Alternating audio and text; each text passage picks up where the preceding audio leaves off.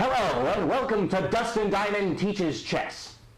If you haven't guessed it yet, I'm Dustin Diamond. Not only will this chess video teach you how to play the game, but also we'll be going over some important chess concepts, such as time, space, material, development, initiative, and more.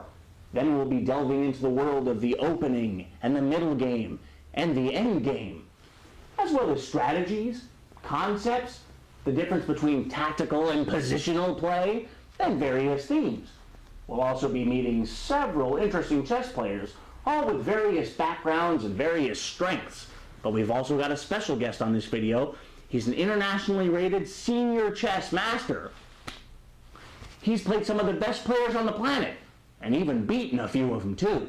What do you say? Let's get this video rolling, men!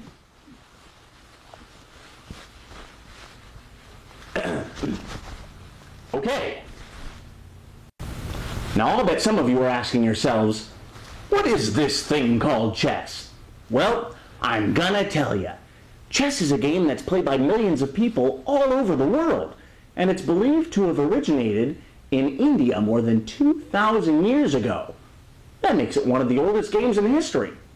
Now, not only is chess one of the most challenging games ever, but it's also one of the most enjoyable games ever. Which brings us to the question, why play chess? Well, not only is chess challenging and lots of fun, but it's also very rewarding. Chess is a game that you can play for the rest of your life. Unlike other games, take a video game for example. Sure, it may be lots of fun, but once you beat it, you never have to play it again. Why? Well, you've already won. You've seen how it ends. Been there, done that. But not chess. Chess has endless possibilities. In fact, the world's greatest mathematicians have calculated that there's more variations on a chessboard than there are atoms in the universe. And believe you me, that's a whole lot of variations. And chess, the best thing about it is it can be played by all ages, races, and cultures. Yep, you heard right, even by people who don't speak the same language. Take a look at this. All right. See what you got.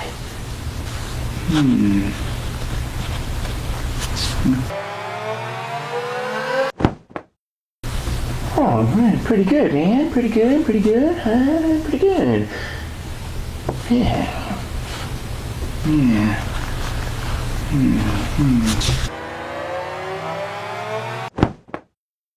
You're pretty good. Hey, thanks, man. See what I mean? I don't know, between you and me, playing an alien seems a little bit far-fetched. It's an honor. Playing an alien is an honor. Everyone should play aliens. Whew. By the time you're done watching this video, not only will you know how to play the game of chess, but you'll also be able to use the strategies learned to challenge your opponents. So get ready for a fun-filled experience like no other as we delve into the exciting world of chess.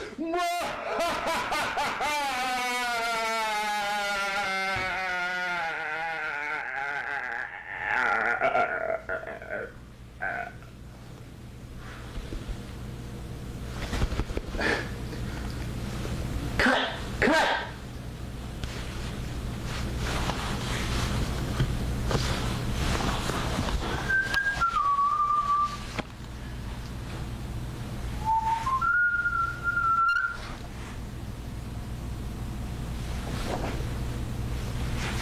I'm a ninja. I'm more like a shadow in the night. I climb the mountaintop to be the king of the ninjas. Oh, is it? Oh, I need a ninja ambulance.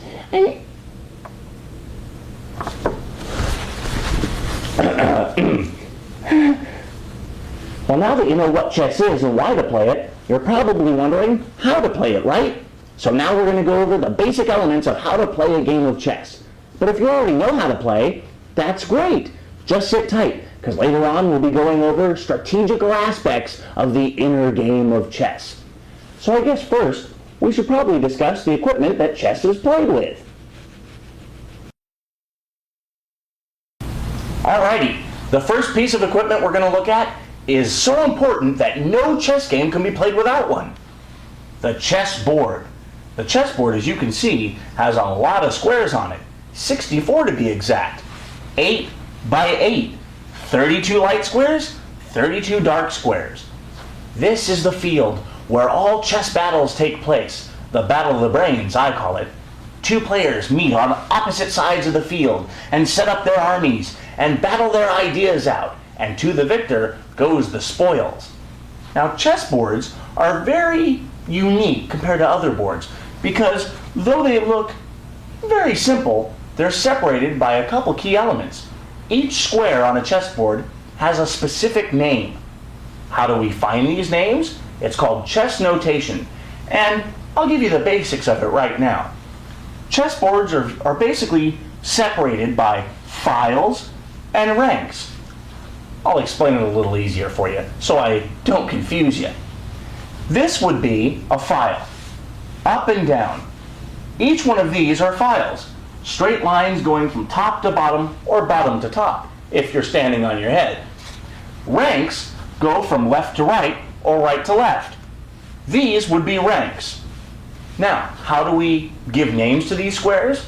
Well, if you've noticed, there's letters down here, A through H, and there's numbers here, 1 through 8. Well, what do these numbers and letters mean? Easy. This is the A file. This is the B file.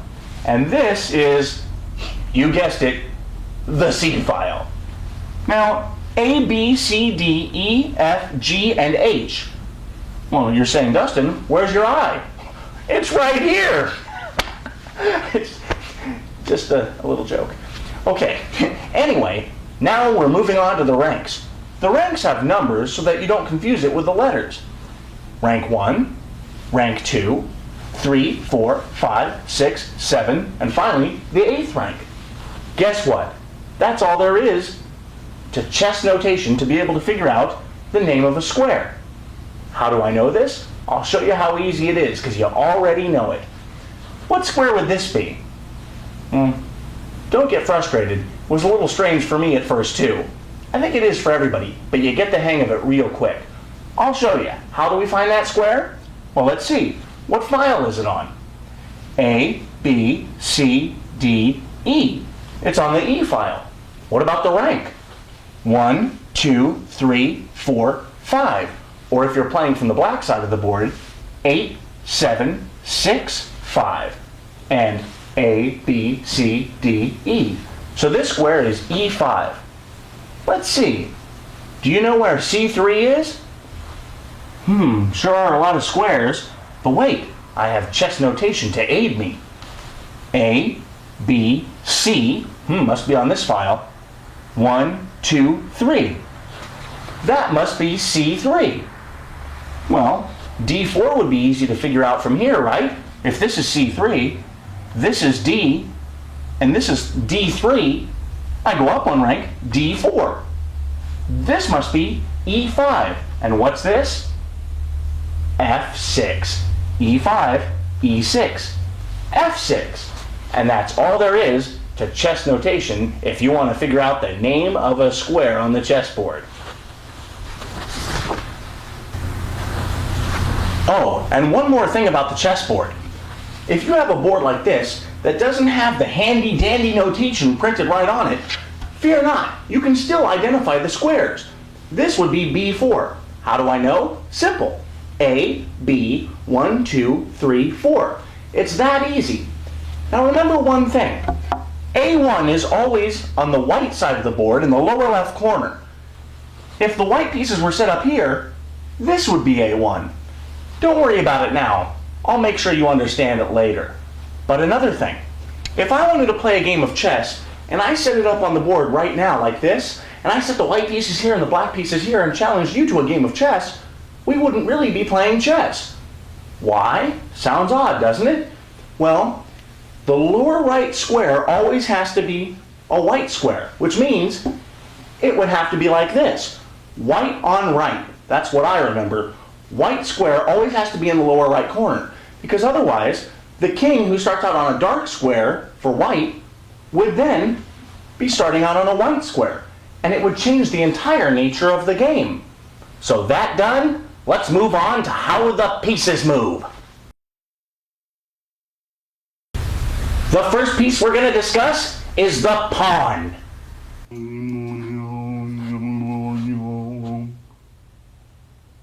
I am but a lowly pawn in this game of life.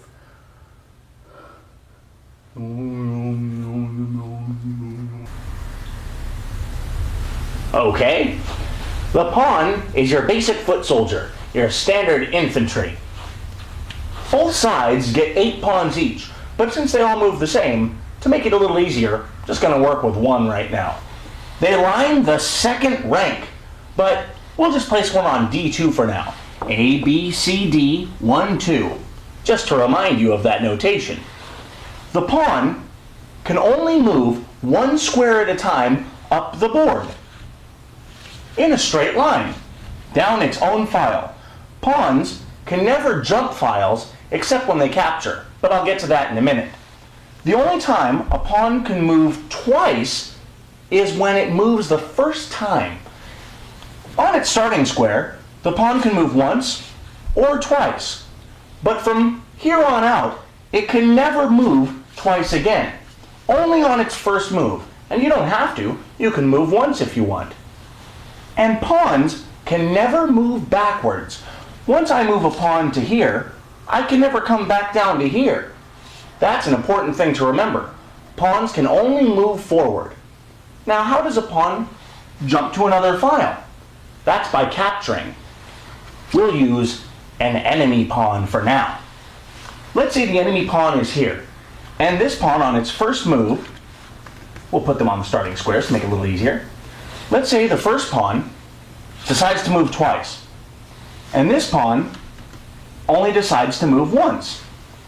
Well, now it's my turn again. And since I only have one piece and I can only move forward 1 square now, guess I only have 1 move. Well, now the black side can't move. Why? Pawns can't capture forward. They can only capture to the side, and that's how they jump over files. So now it would be a draw because no one can move. Well, what if the pawns started on different files? Aha! Now the nature of the game changes. Our pawn moves forward twice. His pawn moves forward twice. Well, he's diagonal of me. I can capture him now. Now I take his pawn and it's gone, and I've moved over to another file. But wait a minute.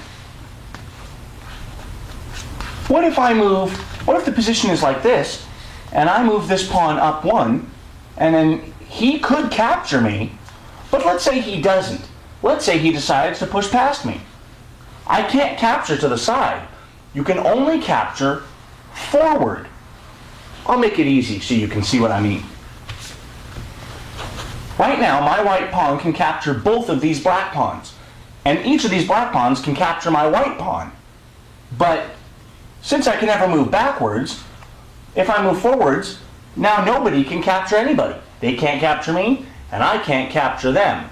And you know what? For now, that's all we need to know about the pawn.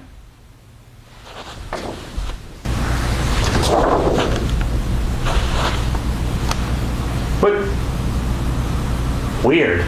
I guess the next piece I should tell you about is the knight.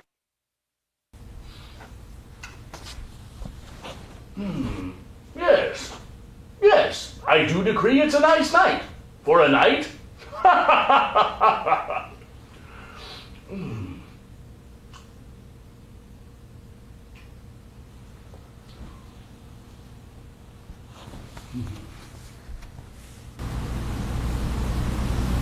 Who are these people?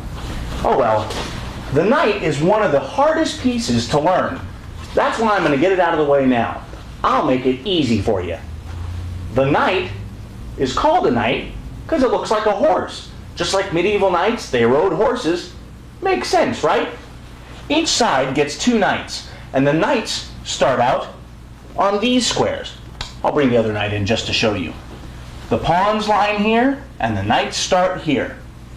But for now, we'll just use one knight to make it easy. Knights move in a very unique pattern. they move in the shape of an L. I'll show you what I mean.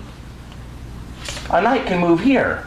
Now you're probably saying, whoa, he jumped a file and 2 ranks. How does that work?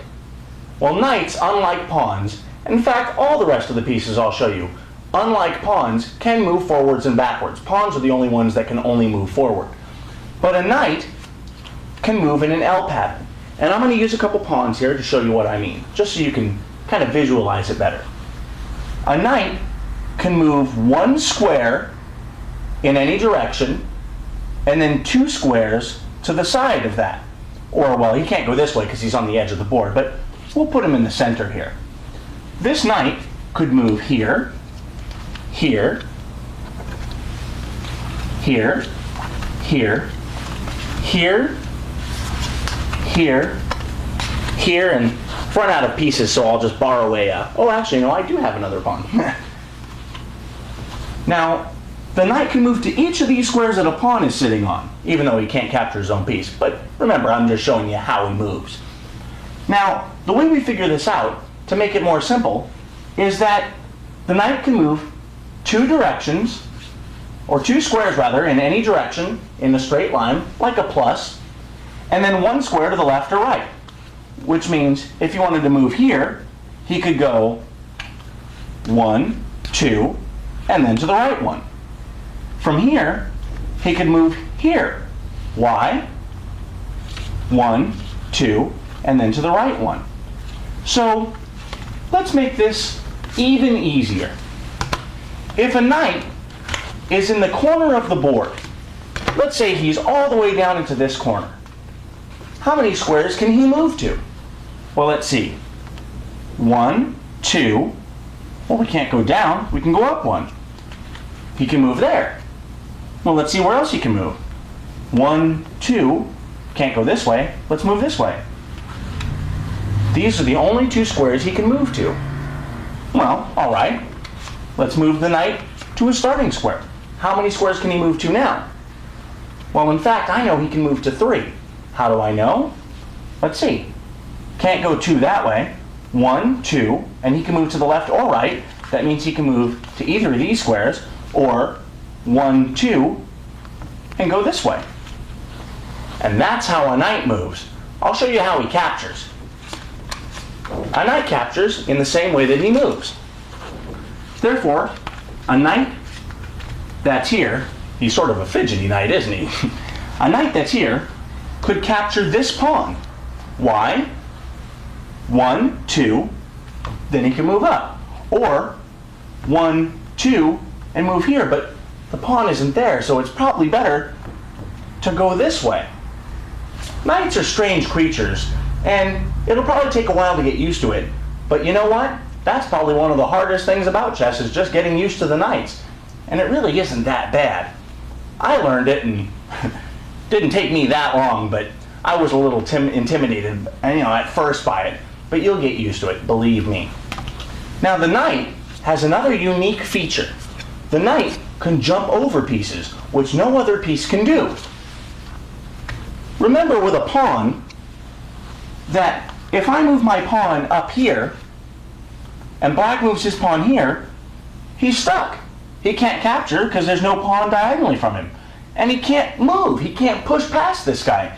And he can't jump over him. But let's replace that pawn with a knight. Let's say my knight's here and he goes 1, 2, and then over 1. Now, the pawn could capture the knight, but we're just giving an example for right now. And the pawn moves forward. Well, if it were a pawn here, he couldn't move forward, and I'd be stuck. I wouldn't have a move. But with a knight, I can go 1, 2, and then pick a side to go to. Even though there's a pawn here, I can ignore that pawn. Or I can jump over this pawn. 1, 2, and then move here.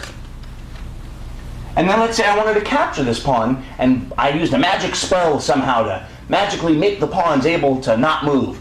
And only I get moves. If I want to capture this pawn, I could go 1, 2, then over 1, then 1, 2, then over 1, and I get the pawn. But let's say I wanted to capture this pawn.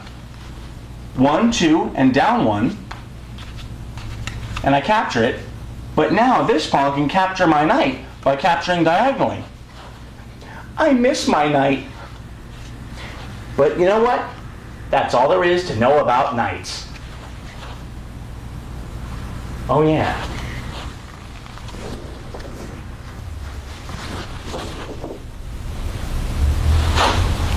But how, where, why? Huh? The next piece we're going to talk about is the bishop. The actor hired to play the part of the bishop and other pieces has unexpectedly left the country to pursue a career in underwater donkey hurdling. We wish him lots of luck and apologize for any inconvenience. We now return to the chess video. Oh well. The bishop starts out on these squares, and each side gets 2, you guessed it. We'll just use 1 for now, like always. Actually, you know what? We better use 2. I'll tell you why. What do you notice about these 2 bishops? They look the same, but they're very different. See now, a knight, as you learned in the last lesson, can move in an L-shaped pattern, but did you notice that if he starts out on a black square, 1, 2, oops, little fidgety knight, he ends up on a light square. Knights always jump to a different colored square than their first start on. So if I want to move from here, I'm on a light square, 1, 2, and whether I go up or down, I end up on a dark square. Unlike knights, bishops are limited to only 1 color square for the entire game. I'll show you what I mean. This is a dark squared bishop. We call it that because it can only stay on dark squares. And this bishop is, can you guess it? A light squared bishop. Yep. Bishops move diagonally. Bishops can move in any diagonal, forward or backwards. So let's say he could move here, here, here, here, here, here, here, here, here, here, or here. Or here, but he'd have to have my help. So, if that is the case, then a knight, being able to jump from a dark square to a light square and vice versa, he can go to every square on the board. Whereas, if I only have 1 bishop, he can only reach all the light squares. He can never go to a dark square. He'd have to move in a straight line to go to a dark square, and they can only move diagonally. Which means he can only reach half the squares on the board, which limits him a lot. Need I tell you more? Which means you need 2 bishops just to be able to cover every square on the board. Now, bishops can't jump over other pieces like the knights can. The knights are the only ones that can do that. But being that they capture diagonally, let's say I have a dark squared bishop, and this pawn is right here. Now, can I capture that pawn? Well, my bishop is a dark squared bishop, and that pawn is on a dark square. So yeah, I can capture him. Let's see how I would do that. Well, I can only move diagonally, so I can't move like a knight could. I can't go 1, 2, and then over, and I try to get him that way. I can't move here and take him like a pawn, because then he could take me. Well, let's use the power of the bishop. I'll move diagonally and take him that way, even though I'm taking all the moves. But did you notice something?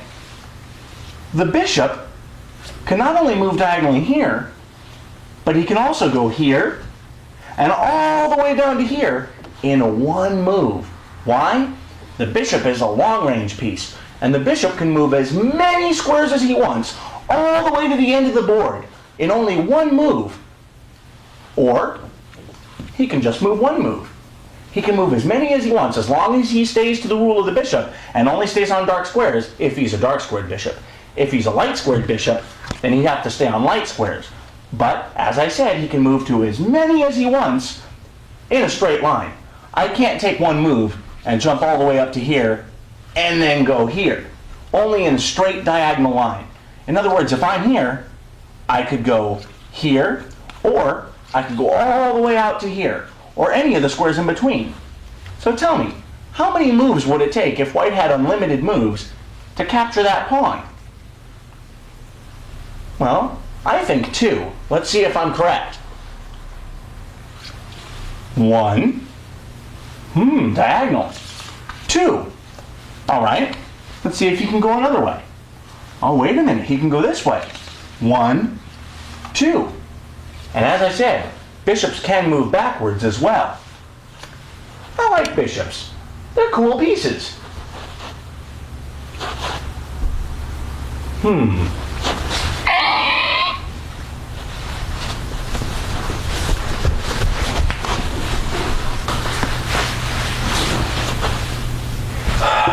I knew you'd be here. I guess it's time to tell you about the rook. Now, the rooks start on the far edges of the board, on A1 to be exact, and A, B, C, D, E, F, G, H, H1. And yep, you get 2, just like the others, but that's all you'll need. Rooks are pretty powerful pieces. I'll tell you why. Let's just take one rook and put him in the middle here. Now rooks, unlike bishops, can go to any color square they want. But unlike bishops also, they don't move diagonally, or like knights, they don't jump in an L shape. They can move in straight lines, as far up the board as they want, or just one square, or as far as they want, far back, or just come back one. They can move in straight lines all over the board, and they never get tired, but you can only move in one direction as far as you want once. Rooks capture by moving in that straight line that they move in, all the way up to their opponent's piece, and capture it, just like I just did. Let's say the rook is here and the pawn is there. How do I capture it? Well, I think it's pretty obvious that it'll take 2 moves to capture it. I can move all the way over here and then up to capture it, or I can move all the way up to here and then over to capture it. And sadly, so far that's all there is to know about rooks. Pretty easy, huh?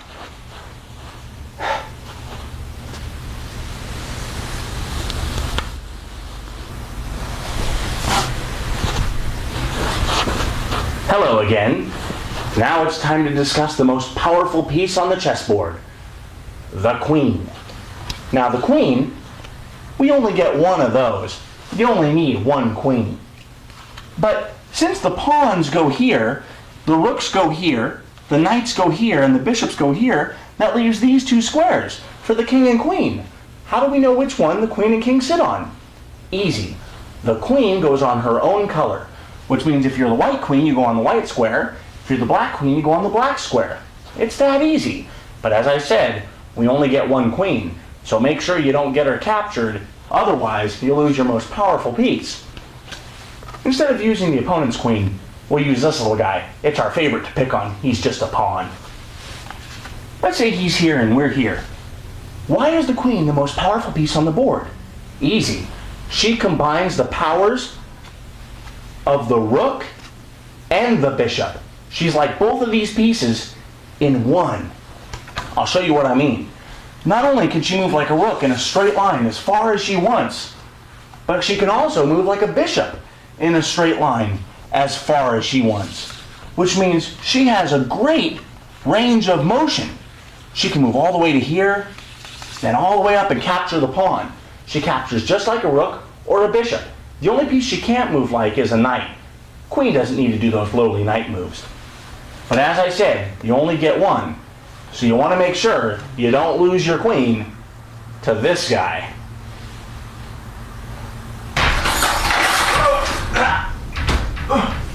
What? Where am I? Huh? What? The chess players are this way? What? You sure that... Oh, whew. I better not use that magic trick again. That was scary. Now the last piece is the most important piece we have to talk about. That's right, the king. The king is you. The whole game centers around this piece, but we'll get into that later. Let's now concentrate on just how the king moves. Now you're probably asking yourself, well, the queen goes on her own color, so the king goes on the other square. That's pretty simple. But why is the queen the most powerful piece on the board? We would think the king would be, right? But the king can never be captured. But like I said, we'll go over that later. The queen is the most powerful piece on the board. That can be captured. The king can move one space at a time, any direction. He can move here, here, back, here, here, here, here, any direction, but only one square at a time. Guess what? Now you know how all the pieces move. Next, we have to learn how to set them up. Then we'll be ready to start learning how to play a full game of chess.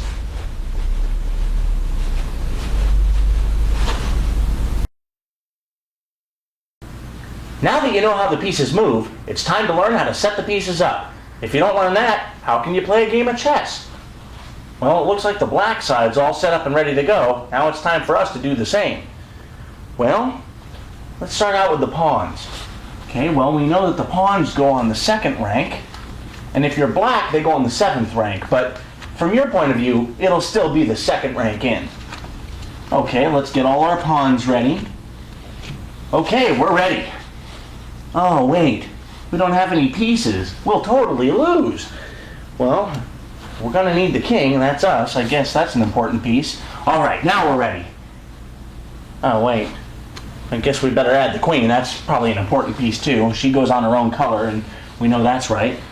White on right. The white square's in the lower right corner. That's good. A1. Okay, everything looks good. Oh, wait, we're still missing some pieces. Oh! Knights and bishops. Gotta get these in. Okay, now, wait a minute. Where do they go? Oh, yeah. Bishops go next to the king and queen, and the knights go next to the bishops. Okay, yeah. Would have been a mistake if I had placed the knights next to the king and queen. That wouldn't be right. Hey, my rooks. Oh, I know my rooks go on the far ends. Huh. Well, looks like that's all there is to setting up a chessboard. White on right in the lower right corner, queen on her own color, and the bishops next to the king and queen, then the knights, then the rooks. Well, let's get started learning the special rules. Now we move on to the special rules of chess. And these rules, though there are only 3, are very important indeed and deserve special attention, as the game would be a lot different without them. The first of the 3 rules is probably one of the most important, as it affects your king's safety, and it's called castling. And everything I'm saying for white can be done for black too, but this is closer to the camera and closer to the board so you can get a good idea of what I'm talking about. The king to castle would bring the king to safety and out of the center of the board where all the pieces can gather and all the action can happen. Kind of tucks him away in the corner. In other words, kind of behind his other troops, just to make sure he's that extra bit safer. Now the rules of castling, just for simplicity's sake, the elementary rules of it, are that the king will move towards the rook and the rook will jump on the other side of the king. Now, that movement looks like this. Okay? Now, it would make sense that this would be the same movement because it ends up in the same position. But alas, it's not. Because a lot of players make the mistake of moving the rook to the king and then hopping the king over. And though the ending position is the same, in tournaments or against computers, since the rook can move 2 spaces and the king can only move 1 space legally except when he's castling, it would recognize only this move. And especially in a tournament game, you don't want that happening. And against the computer, it just won't, you have to take a move back. So when the king moves twice towards the rook, that signals and signifies that the king is going to castle. Now, can the king castle if the rook is this far away? Yes, and the king still only moves twice. 1, 2, and then the rook moves on the other side. Now, why is this important? Very easy. As I said, it gets your king to safety. But it doesn't look much more safer over here than over here in this position. Well, that's because there's no pawns. Normally, you would have some pawns over here if you were going to castle on the king's side. And in order to castle, you'd bring your king over here, bring your rook over here, and now you're a little bit more safer. You're tucked in behind your little pile of pawns, and your little rook protects you. So, what if you wanted to castle on this side? Well, whether you have 3 pawns or even a 4th pawn right here, I'll use a 4th one just for now, your king would still move and it would bring it to safety. And if this pawn wasn't here, the castling maneuver would still be the same, except this diagonal wouldn't be very safe, and eventually you'd probably want to move your king over there, but that's another story. But it would also, not only does castling bring your king off to the side and to safer territory, but it helps bring a rook to the center, which is also important, and we'll also be discussing that later. Now, there's 4 special cases where the king cannot castle, and I'm going to tell you those right now. I'll put these back over on the king side, since that's usually the space where you castle, though you can castle queen side, and for black, queen side would be over here, king side would be over here. And remember what I said, all the rules still apply for both sides. Now, the first rule, and probably one of the most important, in fact I'll use another rook here just to show you. You cannot castle, I repeat, you cannot castle if the king has already moved. If the king has moved and even comes back, you can't castle. It's just one of those rules of chess. I don't like it myself, but unfortunately, that's the rules. Now, if a rook has moved, even moved back, you can't castle. Well, if this rook moves, you can't castle to this side, but you can castle on this side, because this rook and the king have not moved. So in other words, the only way you can castle in this position is if the king hasn't moved and the rook to the side you wish to castle on has not moved. So in other words, if this rook has moved here, you can only castle on this side. That's pretty easy to understand.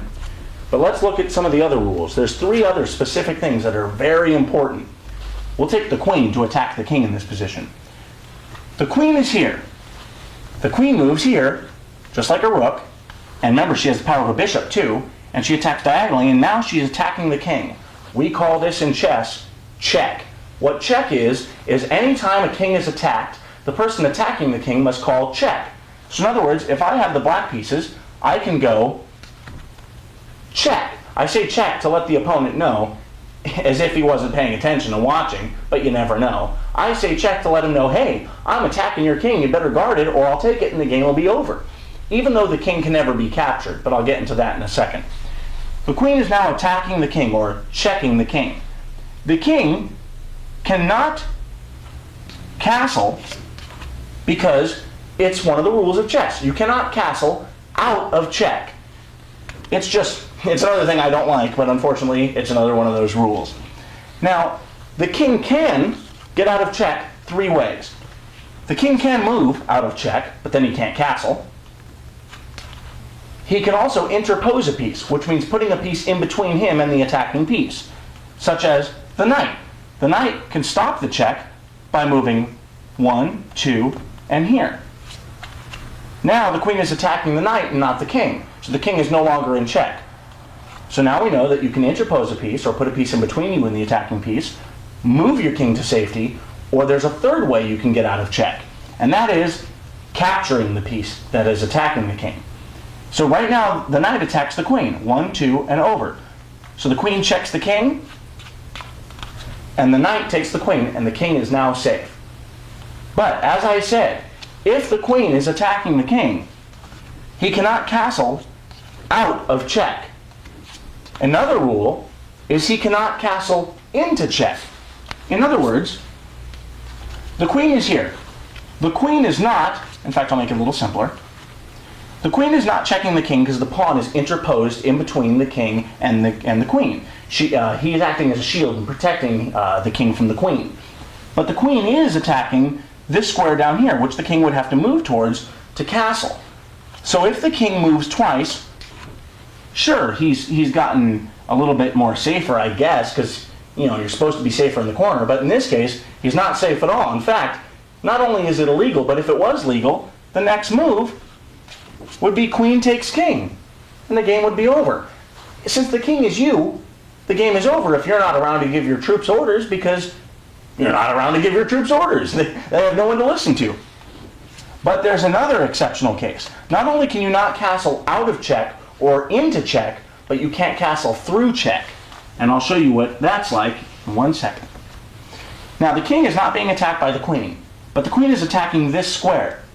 So in order for the king to castle, it looks safe enough. He didn't castle out of check, and he didn't castle into check, but he castled through check.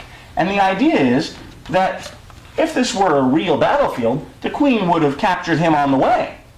So, to make it easier on the eye, we'll take these pawns and turn them around just to show the squares that the queen is controlling right now. The king has to get to here, but he has to pass through this danger zone. And he can. It's like a wall. That'd be like me passing through this wall. And then I wouldn't be teaching a chess video, I'd be teaching a superpower video. So, let's remember what we've just learned. About castling, castling not only brings your king to the corner and gets your king to safety, it also simultaneously brings a rook to the center where it's more use and more powerful, which we'll talk about later, but it's good to know now. The king also cannot castle through check, into check, or out of check, and the king can't castle if the king has moved or the rook on the side he wishes to castle on has moved. Knowing that, let's move on to the next thing. The next thing is a rule of chess that is older than dirt.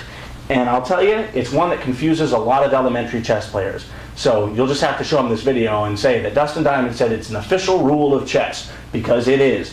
It's called en passant. En passant is spelled E-N, next word, P-A-S-S-A-N-T. And it means in passing in French. And how it works is a pawn on its starting square, if you remember, can move once or twice. So the pawn can move twice. En passant is basically the same idea as castling through check, where the queen would take your king on the way. Let's say the black pawn has marched up here. Let's say we took some pieces over here and the black pawn marches its way down. And let's say the black pawn gets to here. Now the white pawn wants to run up 2 squares on the board. So he runs up to here. Well, now the en passant rule can be used. The black pawn can take the white pawn, but I know what you're thinking. Wait a minute. The black pawn can only take the white pawn if it's here, because you remember, the black pawn can be taken by the white pawn because he captures forward. Same for the black pawn, he captures forward. But he can't take it here. Well, if the pawns were like this and the pawn moved down, and then this pawn moved here, he couldn't use en passant. But he can if the pawn is next to the square that the starting pawn wants to move twice to. Reason being is because he's moved through the pawn's attacking zone. Same as the queen. Let's take this pawn and pretend that this is a square controlled by this pawn, which it actually is. Oops, we'll use another pawn here. In order for this pawn to get here, he has to travel through the danger zone. And therefore, the pawn can pretend that he captured him when he passed through here. So en passant would look like this. And it's a strange move indeed, so I want to make sure you understand it before I go showing you the whole gusto of the move. Pawn moves here.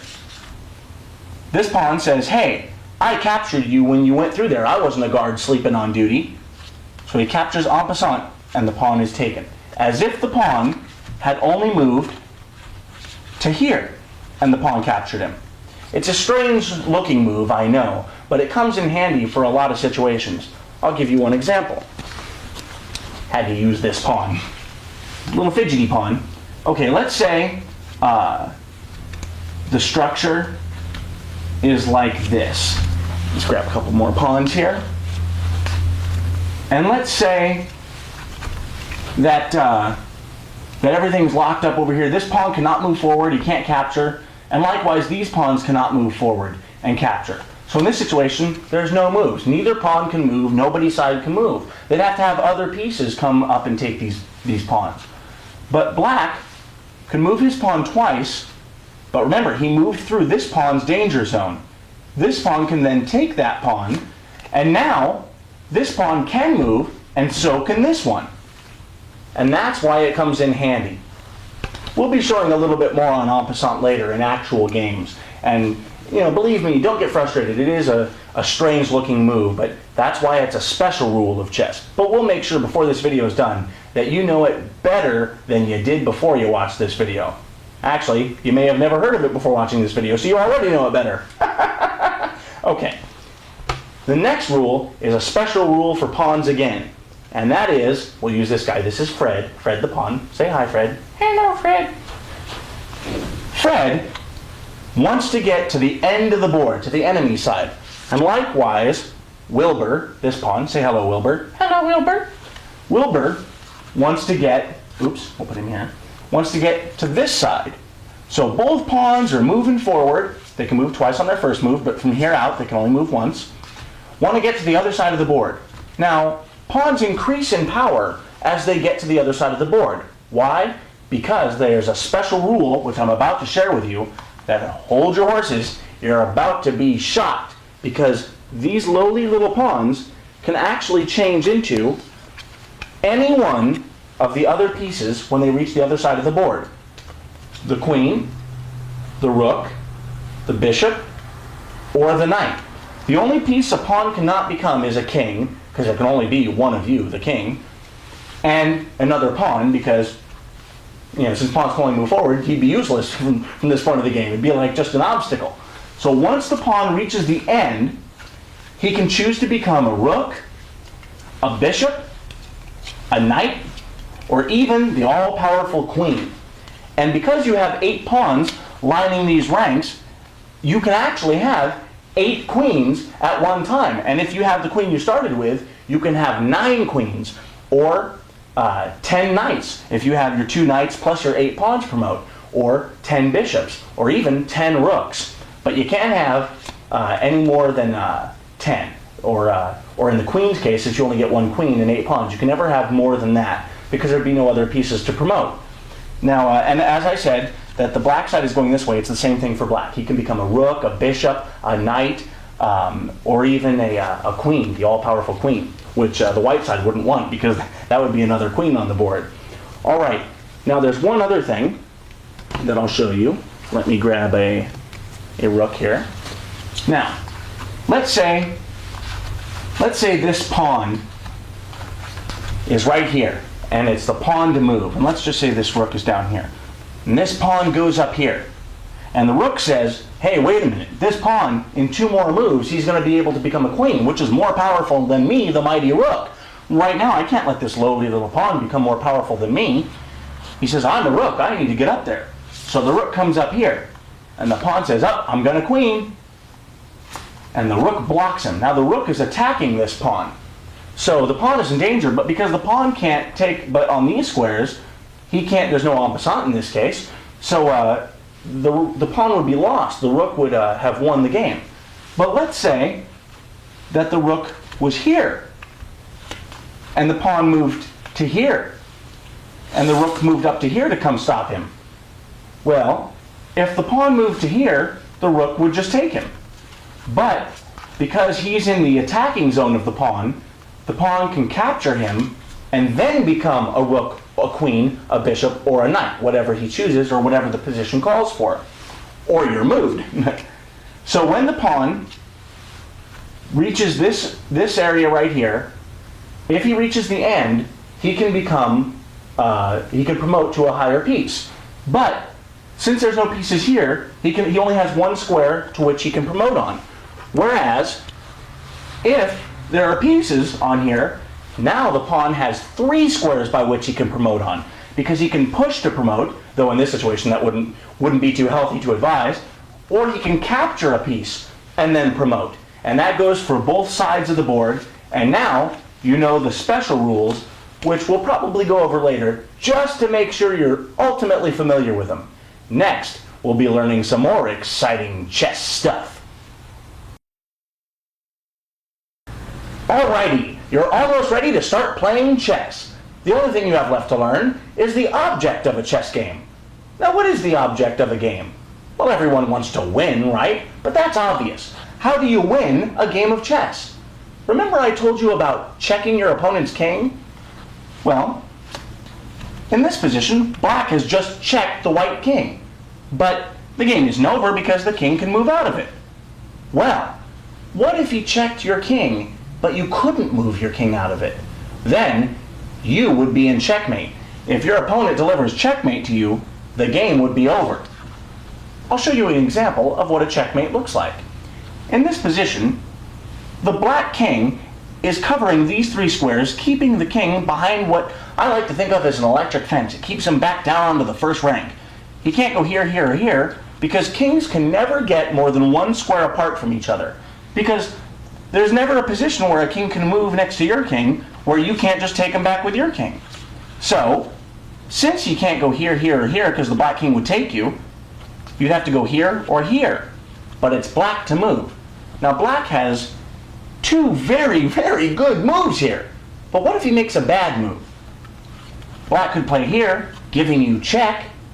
But sure, you're in check, the queen's attacking you. But you could move out of it. You could move out of it 3 different ways. But what if black looked a little harder and tried to find a better move? Well, in fact, black has checkmate here 2 different ways. Black could move his queen down to here, and now where does the white king go to get out of check? He can't go here, here, or here, and now the queen attacks here, he can't go here or here without being taken. Checkmate. Now that the black queen has delivered mate to the king, the white king is mated, and he can't move, and since he can't get out of check, the game is over. Well, where's the other mate? Oh, well, that's easy. It's down on this side. Checkmate once again. The king can't move once again. I wonder, can you spot the mate? If she was here, it'd be mate, but she can't get through the king. Wait a minute. That would be checkmate. I'll show you one more example that's a little bit more tricky. Just a little bit. Let's put the king back on their start. The kings are on their starting squares. We'll put a queen on g2 and a queen on d1, a white rook on h7, and a black rook on a2. Now, the material is even. What I mean by material is the pieces. We both have kings, we both have rooks, and we both have queens. So no one has an advantage. But whose move is it? Whoever has the first move can deliver some nasty checkmate stuff. Let's look at it. Black can move there, and wait a minute. The white king is in check. The king, he cannot take the queen because the rook would then take the king. She covers this square, this square, this square, and this square. The king can't jump over his queen or take his queen or move past her or through her. So the white king has been mated. Checkmate, says the black king, and white goes home sad. So it's white's move in this position. So let's see if white can get out of checkmate. That king looks pretty alone up there. Hey, we can shoot all the way down to here, and it's the same thing as down here. He can't take our queen because the rook protects it. He's in check. We keep this square occupied so he can't go over there, and he can't go down here. So the only way the king can move is here. And now we have 3 ways to deliver checkmate. Let's see if we can spot them. Well, one looks like there. Now look at that. The rook keeps the king from going down here, and the queen keeps the king from going anywhere. He's in check, and he can't get out of it. Checkmate, white wins. Let's see if we can find another way. Well, that checks the king. He can't take back, and he can't go anywhere. Checkmate once again. Can you spot the third mate? Well, this was mate. That was mate, which means that would be mate, because once again, the king cannot get out of check. And that is the object of chess. Well, if you've understood everything up till now, you're doing great. But I've got a little quiz for you. In this position, it's white to move.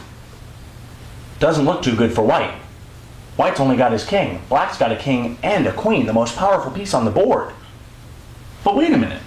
Where does white move to? The black king keeps white out of here, here, and here, and the black queen keeps white out of here and here. Black's last move was a mistake. He moved his queen to f3. Well, white can't move. Does that mean the game's over? Yes, but it's not a checkmate. Why? White isn't in check.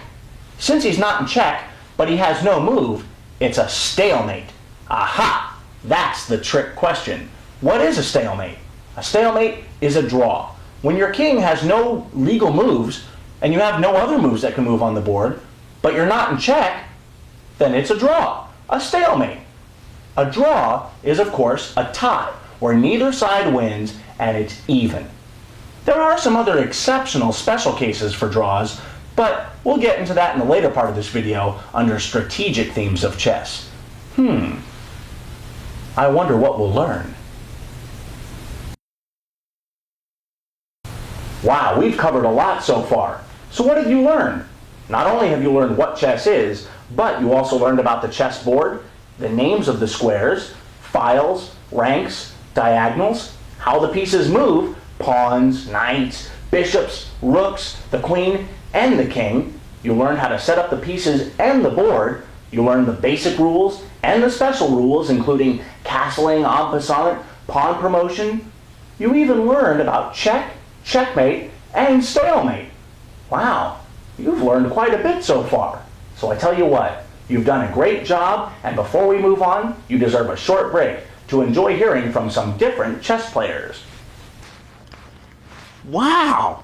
Well, I think that's pretty cool. I mean, I've seen chessboards all over the place, but I never knew each square had a name. I mean, now that I know that, it's like I can write down games or study games, and let's see, that square would be, A, B, C file, right? But what rank is it on? 1, 2, 3, 4. C4! That's C4! Now that I know that, I can name any square, like, A, B, C, D, E, F, 1, 2, 3, 4, 5, 6, 7, 8, F8. That means that would be G8. And that's D7 and G3 and D1 and D2 and D3 and D4 and D5. Oh, this is exciting. Right. It's like I get it now, right? I mean, like about the pawns. It's like the pawns lie in the second rank, and it's like they're the infantry guys, right? Like the foot soldiers. It's like they can move twice on their first move, or once, right? But after that, they can only move once after they've already moved the first time, right. And it's like when a piece comes out, they can capture diagonally unless it's en passant, which, wait a minute, that's like right here. If he tries to pass me up, I could have attacked that square, so I could have taken it, right. And it's like, if I reach the end, I get to promote into anything I want, except like another king or a pawn, because it's like, I'm already a pawn, right? And it's like, you can't have two kings, right? But anything else, like a knight or a bishop or a rook or a queen or even me. Right. I get it. The king can move one square in any direction, that is, unless he's going to castle. But he can only castle if he has never moved and the rook on the side he wishes to castle on has never moved. And he castles by moving twice towards the rook and then hopping the rook over. Which means that if he wanted to castle on the queen side, then he'd still move twice and hop the rook over, bringing a rook towards the center and bringing his king closer to the edge of the board where it's safer. But wait, what was that again? He can't castle out of, through, or into check. Man, when I'm done with my dentist, I'm going to have to study some more chess. My gold is tarnished. Yeah, man, I'm getting it now. Those knights are sure strange little creatures, hopping over pieces and moving like an L. Yeah, but it makes it easier now. Thanks, man, that helps a lot. Move 2 squares in any direction in a straight line, and then 1 square to the side. Yeah, I can see how that makes an L. Ooh, and I just noticed something else. Whatever square a knight starts out on, if it's a light or a dark square, whenever it moves, no matter where it moves, it goes to an opposite color. Like this knight's on a dark square. But if I go 1, 2, then up, he's now on a light square. And wait a minute. The bishops can only move if they have an open diagonal, like a little pathway through the pieces. I'm sure glad the knights can jump. I mean, that'd be a pain. Like this bishop can't even get out. Well, move this pawn forward, now he can. And bishops can move as far as they want. Yeah, I remember that. That's cool. But wait a minute. Dark squared bishop can never go to a light square. It's always on the dark squares. So if I lose my light square bishop, it's like my light squares have nobody to jump around on them. At least no bishop. Wow. Man, this game is pretty cool, man. I think I understand it now. Except for that pawn thing. That's a little confusing still. That en croissant. Man, I'm hungry. Get me a croissant. Oh, yeah. Yes, I understand now. The rook needs an open file with which to move in its graceful and powerful straight lines. Yes, unlike the queen, who can also move diagonally like the bishop, or in straight lines like the magnificent rook. So a queen has the power of both the bishop and the rook. This I like. Yes, this I like very much. I'm glad I am learning chess. Yeah, I get the goal of the game. I'm supposed to checkmate that guy without getting this guy checkmated, right? Somebody get me a chair. I can't stand around here all day.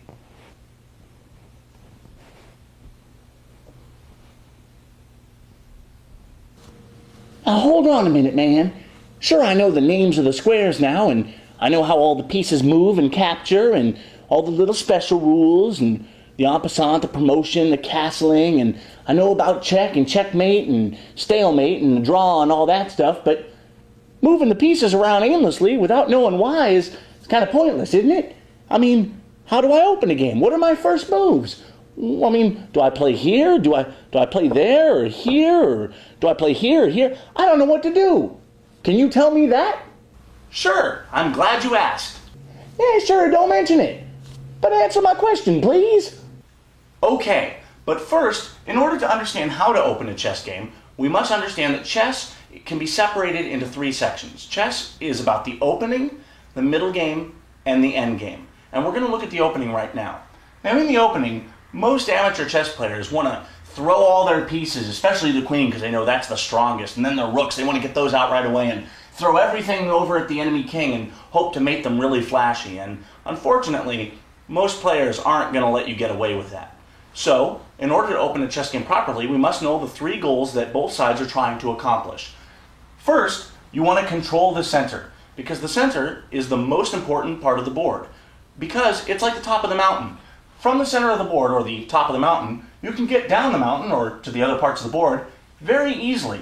Whereas if you're way over here, in order to get over here, you have to make that big, long trek over the mountain over to here, or especially from here all the way over to here. So therefore, if you place your pieces to control the center or around the center, and instead of like the sides or corners of the board, you can get to any other part of the board very easily, which means if there's something going on over here, you can get over here. But then if the attack starts shifting over here, you can get over there really quick. Whereas if all your pieces are over here, to get way over here, it's going to take a long time. Therefore, controlling the center, I can't stress enough, is the most important part of chess, all the way from the beginning to the end game, as you'll see in moments to come. The second part is getting your pieces developed. Now, developing your pieces is also very important, as you can't expect to win if you don't bring out any pieces. All your pieces stay back on the bottom rank, or where they start out. Your opponent's going to bring out all his and use them to coordinate an attack on your king. And your pieces have to be developed not only to attack his king, but also to be able to jump over and defend your king, or defend whatever part of the board is being attacked. It's not all about your king. What if your king's over here and he's attacking all your pieces over here, just taking pieces off? Eventually you'll have no army if you don't defend yourself. Well, therefore, in order to concentrate on your other pieces and not worry all about your king all the time, your king, if left in the center, well, especially when pawns start getting traded off and open lines, and your king will be like a bird in the wilderness, just able to be attacked by anybody. Therefore, get your king castled early. The third rule of the opening.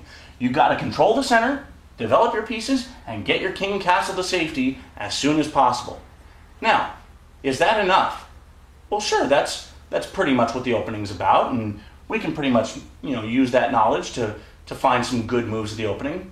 But there are some other things that you can follow as guidelines, and I'll give you 5 of them right now. And these are pretty important, but as I said, guidelines. Follow them just as that. If you look at them as rules that can't be broken, you'll be doing yourself the opposite of a favor. You'll be hindering yourself. Actually, some of them can be looked at as rules that can be broken, because in chess, anything is possible, and we don't know what our opponent's going to do.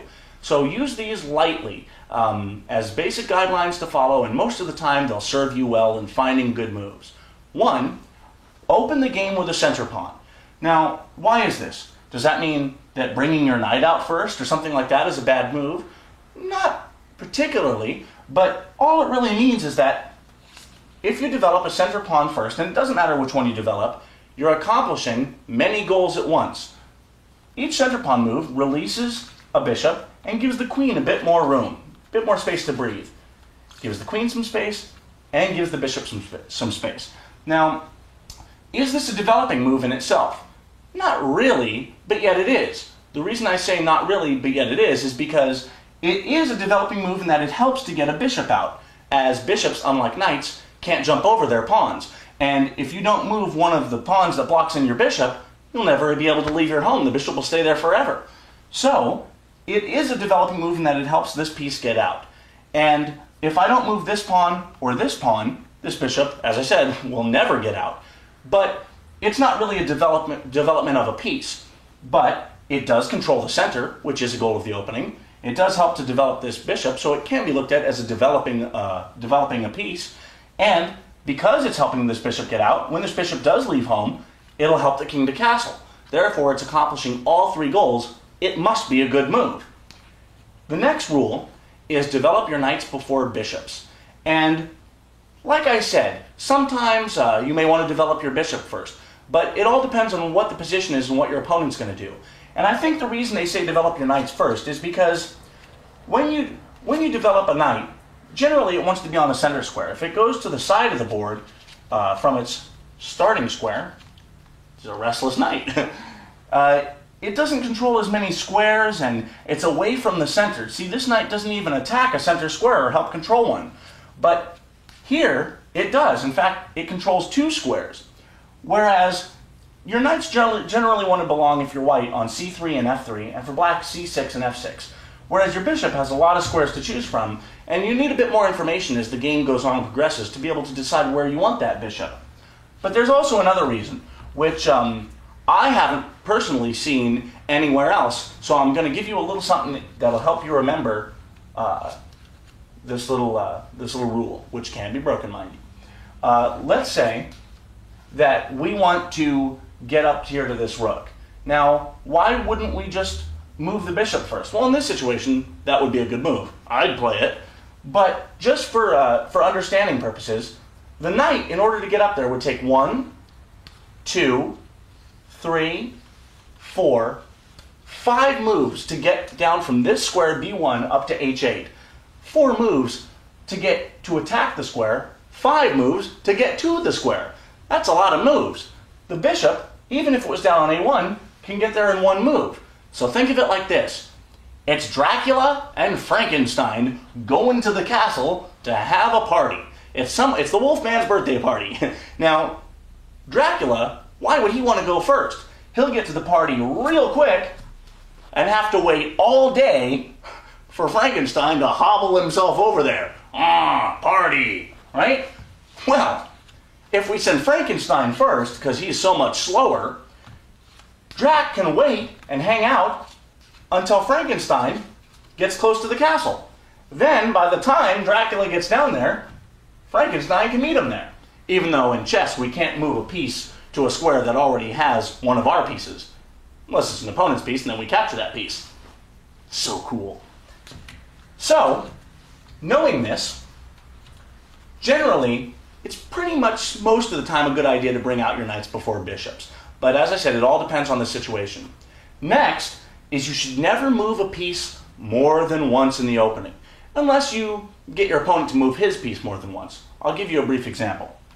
If I bring my knight out for my first move, and my opponent opens his lines up to bring out his bishop, give his queen some more room, control the center, then I move my knight again. Then he brings a knight out. Then I move my knight again. And he brings another knight out. Then I move my knight again. Pretty soon, I'm not going to have any pieces out but him.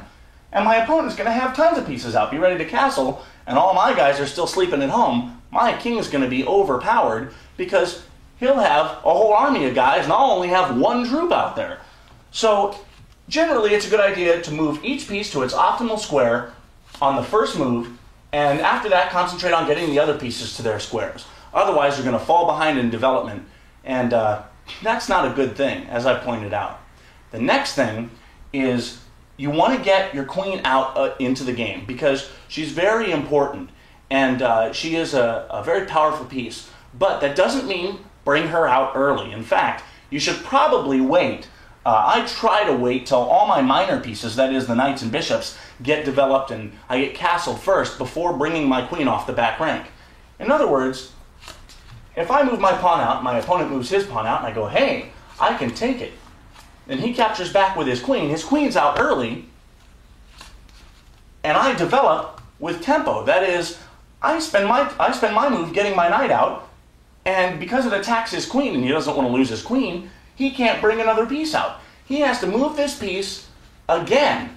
Now, it may be okay in some situations, but in a lot of situations, it's not good. You don't want to spend all your moves running your queen all around the board, trying to escape from being attacked by the enemy pieces, while then again, if you're the one doing it and chasing the opponent's queen around, it's great. Why? Because you're getting all of your army out, and he's wasting his moves trying to run his queen around to safety, whereas he's falling behind in development because he's wasting his moves moving his queen. He doesn't have time to get his other pieces out. So this is very important for everyone to learn. Everyone get that so far? Okay, great. Now, another thing is you want to castle as soon as possible. Now, though I said that's a goal in the opening, it's more important than just saying from the beginning, I want to castle soon, I'll get around to it, I'm still developing pieces. Because if you develop your pawns and try to get all of your pieces out to their optimal squares, right off the bat, your opponent's going to get moves too. And as I said, if pieces start coming off the board, and you're stuck in the center, even though your opponent's not going to capture all your pieces and still have his, chances are his lines are going to open too. And who knows, you may have a bunch of bishops threatening your position. And look at here, the bishop controls this square and the king can't castle through check, which means the king can't castle. And you definitely don't want to be stuck in the center. And let's say it was like this. Well, the king can't castle over here because he can't castle into check either. So if this was the situation, white should pretty much give up the game because, well, obviously he's got no pieces, but more than just that, he's stuck in the center. Whereas black's king, if it was off to the side, is going to be perfectly safe even if we did have our pieces. Whereas we're going to have to spend our time, instead of running the queen around, we're going to lose time and the game by running our king around. Those are the goals of the opening. Now we will discuss the middle game. The middle game is probably the hardest place for all chess players. It's where most of the battle is won or lost. Why? The middle game takes place after the opening. When the opening is done, the middle game begins. And if you play through the middle game, you might see an end game. Now, the middle game is so vast and massive that it would be impossible to talk about everything now. We just wouldn't have the time. So I'm only going to talk about the most important aspects that you must know. Every chess player must have this knowledge in order to even stand a chance in the middle game. When does the middle game come about? Sure, I said at the end of the opening, but how do we know when the opening has ended and the middle game has begun? Well, there's no definite fine line that says, here's where all openings end, or here's where this opening ends, and here's where the middle game begins. All we know for sure is that a middle game is usually signals itself to you that it started when a couple things have happened. All three of the goals of the opening have been achieved. Both sides have developed their pieces, both sides have gotten their kings to safety, and the queens have left the back rank so the rooks are communicating with each other and defending themselves. Usually the openings end within the first 10 to 15 moves or so, most of them. And when those three things have come about, when all your minor pieces are out, your kings are castled, and the queens are off the back rank so the rooks are defending each other, that usually tells you the middle game is now here. The middle game has various intricacies and little nuances that make it very hard. In fact, that's the hardest place for me, and I think most chess players, to understand about chess. But that's what's so great, because that's the part that you'll be studying for the next 60 years or whatever. I mean, I know I'll be playing chess probably till I'm old and gray. Good, it's not yet. Well, there's various tactical themes that each chess player must know in order to stand a chance in the middle game, especially with an opponent of equal strength or greater strength than you. And if you're playing a person who's even weaker than you at chess, then you'll get better at the practice of using these tactical themes I'm about to show you. Let's take a look at them. Here we have a position that I have set up to demonstrate all the various tactical themes. We have many different things going on, and I'll break down the position to show you each of these themes one by one. Now, as I said, I set this position up so you'll never see this position in an actual game, because this didn't come from an actual game. Each of the pieces are here for a specific reason, so we're not paying attention to who's got more material or who's winning or losing the game, because right now that isn't important. We're just looking at the themes. Now, the way I have it set up is white has many different themes going on. Let's look at what they are. Okay, well, first we notice that the queen has a rook staring at her, but she has a knight in the way to protect her. Whew, good news for the queen. This is called a relative pin. A pin is basically when, kind of like if you have a brother or sister that jumps on top of you and you're pinned down to the ground, and they pin your arms down and tickle you or whatever, right? This, however, is a little worse than a tickle, because you'll lose your queen if this knight moves. Therefore, we say the knight is pinned. The knight is pinned because it can't move. It's pinned down to the ground, like someone nailed his hooves to the ground. Because if he moves, the rook will then take the queen. Now, there's two types of pin, relative and absolute. The difference between these two is a relative pin, you can still move the pinned piece. It's still legal and you can go ahead and move it. But chances are you won't want to, because sure, I can move the knight, but why would I want to? I don't want to lose the queen. But we also have an absolute pin. And an absolute pin is when it's pinned against the king, a piece or a pawn. I will show you. The bishop takes the pawn on d4, therefore pinning the g7 pawn to the king on h8. Now, it's an absolute pin. Why isn't it a relative pin? Because a relative pin, as I said, means that the piece that's pinned can move. However, let's say the rook was here. Now, we're ignoring the fact that this rook could take it. We're just looking at the pin right now. This pawn could not take this rook even if you wanted to, because the next move would be bishop takes king. And in chess, we can't ever take the king. So therefore, this move, pawn takes rook on h6, is illegal. It's an illegal move. You cannot make it. If your opponent plays pawn takes rook in this position, quit the game, find someone else to play with, because your opponent is cheating. So, let's put the rook on its original square. Now there's another tactical theme that's at work here. Does anyone see what it is? What's that? Someone notices that the bishop is attacking a rook, which is worth more than a bishop. This is true. This is called a skewer. A skewer is basically when a piece, usually a bishop, attacks a piece of greater value, and this piece cannot move because there's no place it can move to defend the other rook behind it. Therefore, in this position, white is going to take a rook. It may be this one, it may be this one. If this rook were to move, we take the rook. Therefore, we're skewering the rooks. So let's look at some other themes. Let's see. Aha! I spotted a theme with my little eye that is one of my favorite. In fact, I try to use it whenever I see it. This can be done with many different pieces, but we'll look at it with the rooks right now. Yes, these rooks will find no rest because our knight can move up here, 1, 2, and up, forking the two rooks. It's called a fork because it's attacking this rook and this rook. Much like how a pitchfork has different prongs that go off in different directions. Now, a pitchfork has 3 prongs usually, but the knight only has 2 attacking places where it can attack right now. But it's still called a fork. Don't confuse it with a spoon. Okay. Anyway, if the rook moves either one, the knight will then take the other rook. Now, why isn't it called a skewer? Because they're on the same diagonal, much like the bishop's was. Well, I'll tell you why. The bishop attacking them on the same diagonal makes it a skewer. But a fork can happen in many different places. They're on the same rank, different files, the knight still attacks them. Now, they're on different diagonals, they're on different ranks, and different files. So, therefore, are they still forked?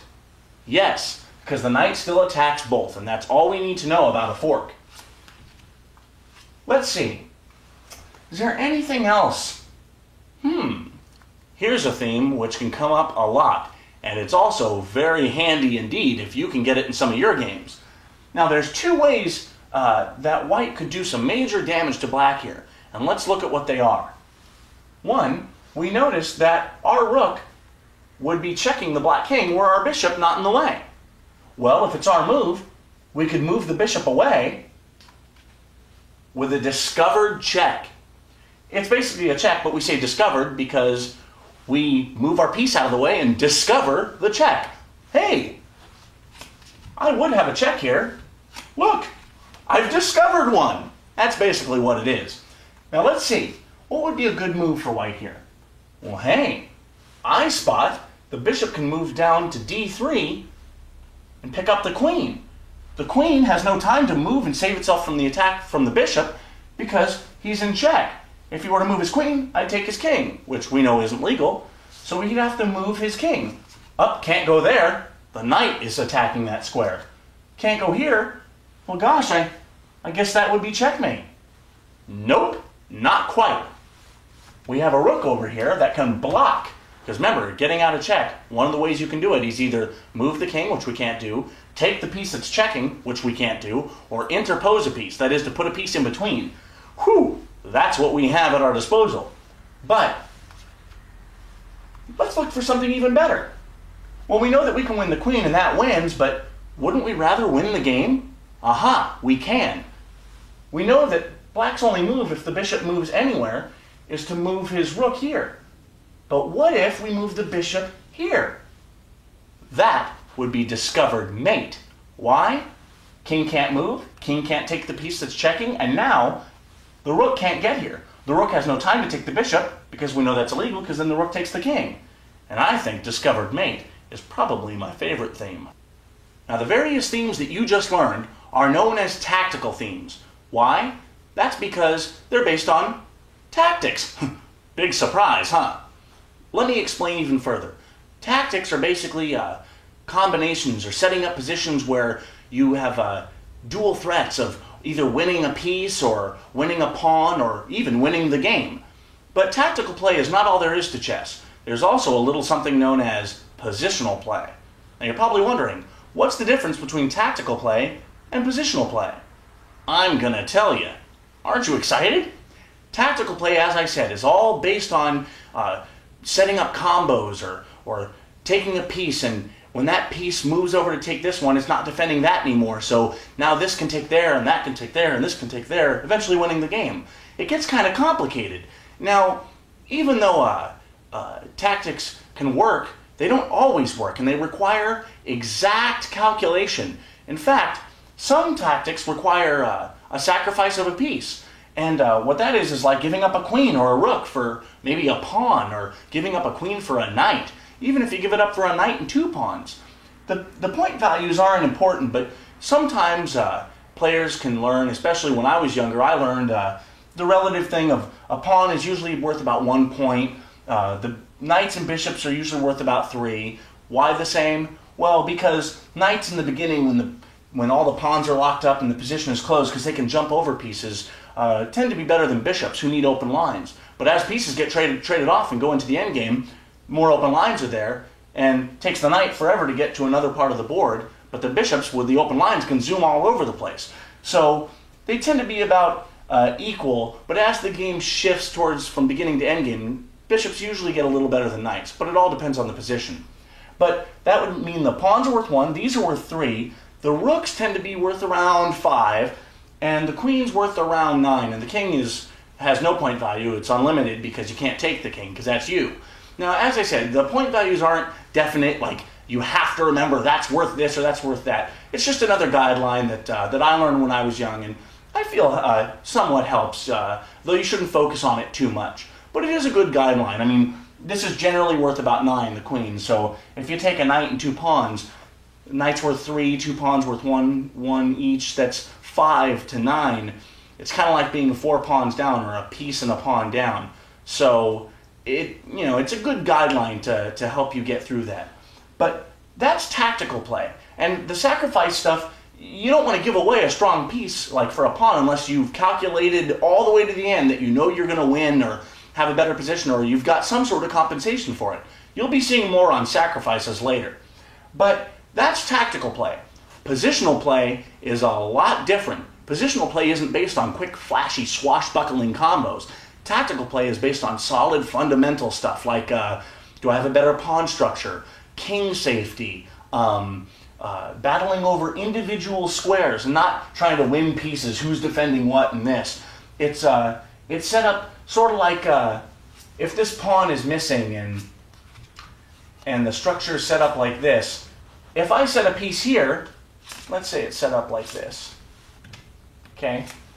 Now, if I set a piece here, like let's say a knight, that's a good place for my knight. Why?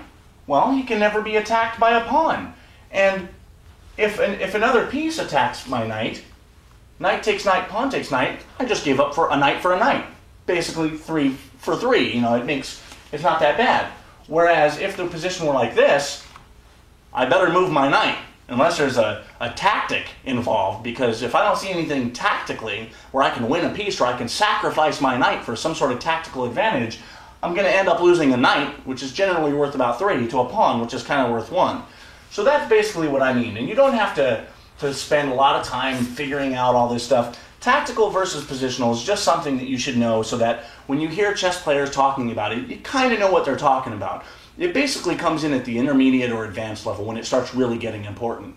And that's one of those things, kind of like the middle game stuff, where there's so much involved that it really would take too long to go over all of it now. But fortunately, you don't need to know all that little stuff to have a good game of chess. Now, what's left to discuss? We've gone over the opening and the middle game. Aha! The end game.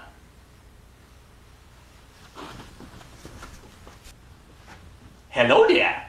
Now that we've learned middle game concepts such as tactical versus positional play, that is tactical play, sacrificing material or setting up combinations which either win a pawn, win a piece, or even win the game, or positional play, putting your pieces on their best squares, winning a file, winning pressure on a diagonal or a rank, or even just winning control of one square on the board. Either way, there's only one place to go from there. The end game. Tell you the truth, I'm a bit scared. Why? Because the end game isn't like any other section in chess. You can't use the stuff you learned in the opening in the end game. You can't use the stuff you learned in the middle game in the end game. The end game is an entirely different beast in itself. Why? You have to think differently in the end game. Because the goals that you're trying to accomplish, that you've been trying to accomplish for the whole game, suddenly change in the end game. You have to think differently. The king, who was so passive in all the whole game, who was hiding out in the corner, so afraid of getting attacked and mated on the board, now can play an active role and actually be the aggressor. Even though he's slow, the king can be a pretty powerful piece indeed, but especially in the end game. Now, if you notice here, this is an endgame position with just kings and pawns. But there are many different types of endgame positions. There can be endgames with almost all the pieces on the board, but no pawns. There can be endgames with all kinds of pawns, maybe all of them, but no pieces. There can be endgames with both pieces and pawns. There can be endgames with queens or without. But the endgame is kind of like how the middle game is when it comes out of the opening. It materializes magnificently out of thin air. There's no set line which says, here's where an endgame starts. You just kind of have to guess at it. And to do two different players playing the same game, one may spot an endgame before another one. As I said, there's no certain line. It's all kind of a gray, foggy area. But all you need to know is that most endgames are signified when the queens come off the board, a bunch of pieces have been traded, there's fewer pawns on the board, and the kings are a lot safer. There's no quick mating threats on the board that come out of nowhere. So, in this endgame position, white is only a pawn up. 1, 2, 3, 4, 5 pawns to 1, 2, 3, 4. Well, believe it or not, white has a clearly won game here, but he has to nurture these pawns all the way home. Well, where is home? For white, it's any of these squares on the back rank. For black, it's any of these squares on the first rank. That is, in the endgame, the king not only plays a more active role and has to get out there. I mean, if you stay at home and try to win just with your pawns, you can bet that your opponent's king will come out and eat those pawns and then use his king to help walk his pawns safely down the board, kind of like holding their hands. Well, the thing is that the pawns in the endgame are the most important pieces. Even if you had a knight or a bishop on the board, I would rather keep an eye on my pawn, especially if I had a passed pawn. I mean a passed pawn by... In this position, there are no passed pawns. In this position, there's a passed pawn. This pawn. Because he has no enemy pawns on either file that when he's walking up the board can take him. Which means the only thing that can stop this pawn from getting home is this guy, your opponent's king. And the reason I show you that is because if I had a passed pawn, oh man, I would give up a bishop or a knight. Or even if I had both bishops and both knights, I'd give them all up if I could get that pawn home to queen. And then my opponent would have no other pieces, and I would have a queen on the board. Then I could easily checkmate him. But it's not so cut and dry and so simple like that. I first got to get there. I'll show you a sample line just to show you quickly what the idea of the endgame is. And we're not going to worry about variations or who made what move or what if he did this or what if he did that. I'm just going to show you a basic idea of an active king and getting a pawn home to queen. A line might go something like this. C4, starting to get home. Here, he's got 1, 2, 3, 4, 5, 6 squares till he gets home. 5, 4. Now he's only got 4 squares. 2 squares closer. Well, the king has to do something about that.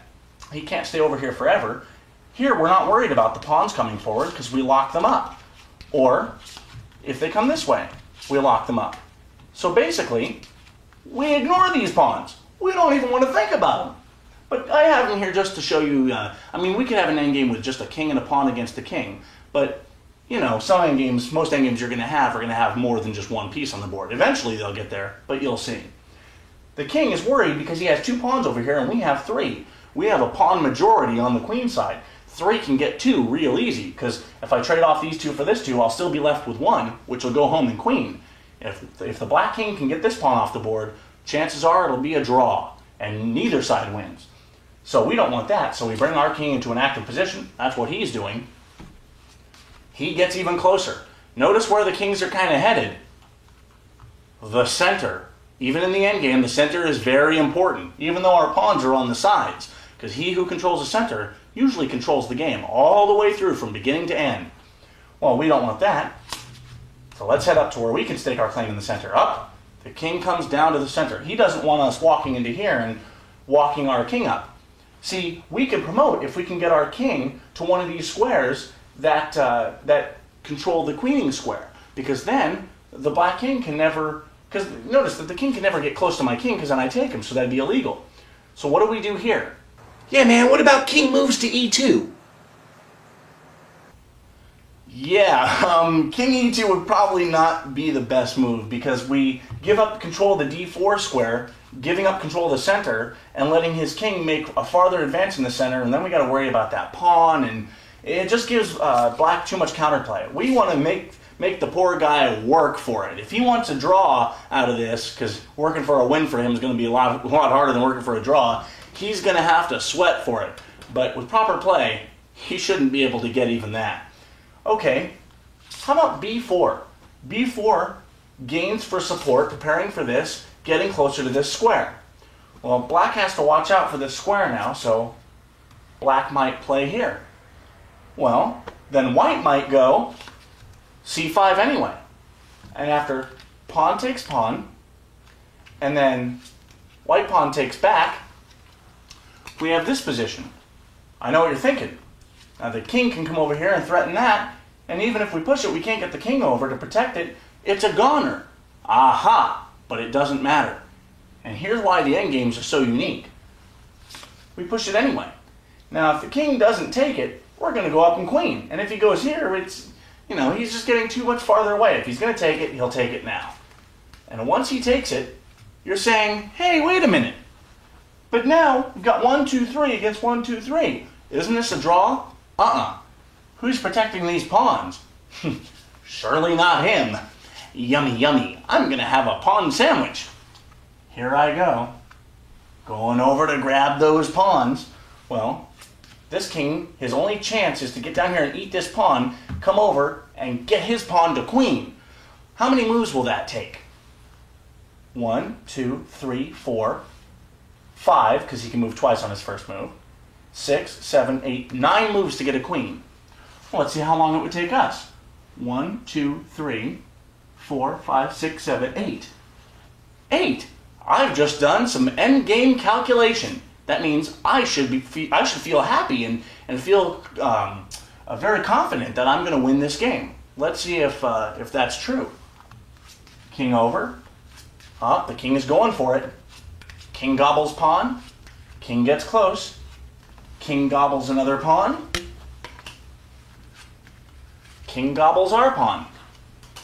Well, we don't have to waste time moving out of the way of our pawn like black does. We just start going up there.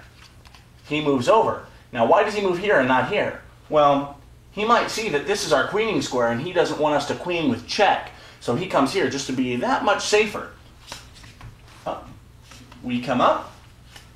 He's racing down. Now it's a race to get to the pawn square, or the queening square. We come up. See, now if he was here, this would be check. Let me get a little queenie poo here. There we go. He comes down. Now, we have a queen. We each have a pawn, but his pawn might queen. Well, in the end game, we have nothing to fear. He can never stop this pawn from queening.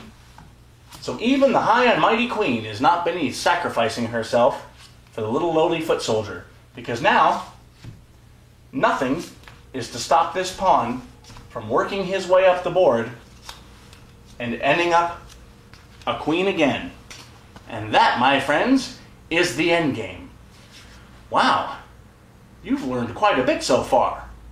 I bet you're ready to meet someone very special. Me too.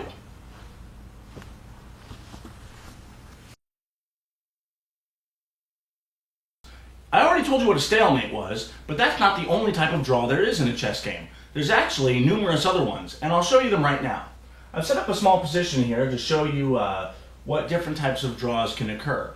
And before we get to this, let me explain that there is a basic type of draw called draw by agreement. And that's simply if you offer your opponent a draw at any point in any chess game and he accepts, it's a draw. You put your hand out, say draw. If he shakes your hand and says draw or yes, and that's it, it's a draw. If he offers you and you accept, it's a draw. If either person doesn't accept, the game goes on unless the game was a forced draw, in which case you could say, why are you offering me a draw? It's already a draw.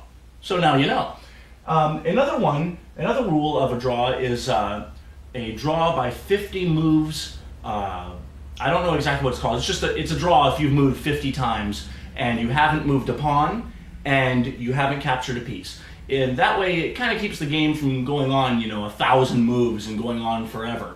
Kind of puts a cap on it. So if you and your opponent are moving around, neither one can mate the other one, neither one can win a piece, no one's dropping pieces, and no one's moved any pawns, or there are no pawns to move on the board, there are none, then then it would be a draw after 50 moves.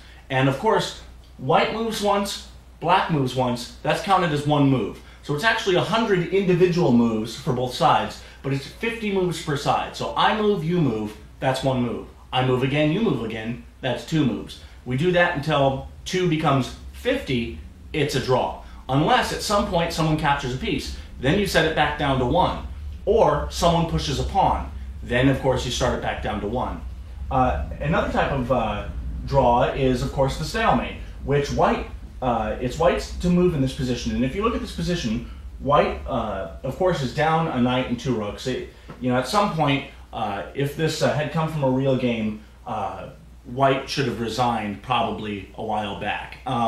However, he got lucky at some point and set up a position, or the position arose where it was his move and he could force a draw. Actually, there's 2 different ways white can draw here. Now, if it was black's move, of course, black has numerous threats. I mean, this rook is keeping, like an electric fence, keeping white in here because he can't move through his own pawn. The pawns can't move. So if it were white's move, which it is, a queen move is absolutely forced, being that the pawn and the king can't move. But if it were black's move, I mean, rook g1 or knight f2 would be mate and the game would be over. Of course, in this position, it is white to move, and luckily he has the ability to force a draw. The stalemate, which I showed you earlier, would simply be queen takes queen. Looks ridiculous, I know, it looks insane. Why is white giving up his queen? It's his only piece to, stop mate. But fortunately for white, after black recaptures, it's white's move, and the pawn still can't move, and the king still can't move. So, would that be a checkmate? Nope, because he's not in check. If he were in check, that would be a checkmate. That would be mate. But since he's not in check and he can't move, it's a stalemate, it's a draw. And a draw is a lot better than a loss, isn't it? So, let's see another way white can draw. Well, simply queen to c8 check. Now, what moves does black have? Only one. Queen to b8. Now we're going to initiate what's called the threefold repetition. A threefold repetition is a draw that occurs when the exact same position on a chessboard has been reached 3 times in a row. Now, in a row, I don't mean it has to be consecutively by moving the same pieces again. If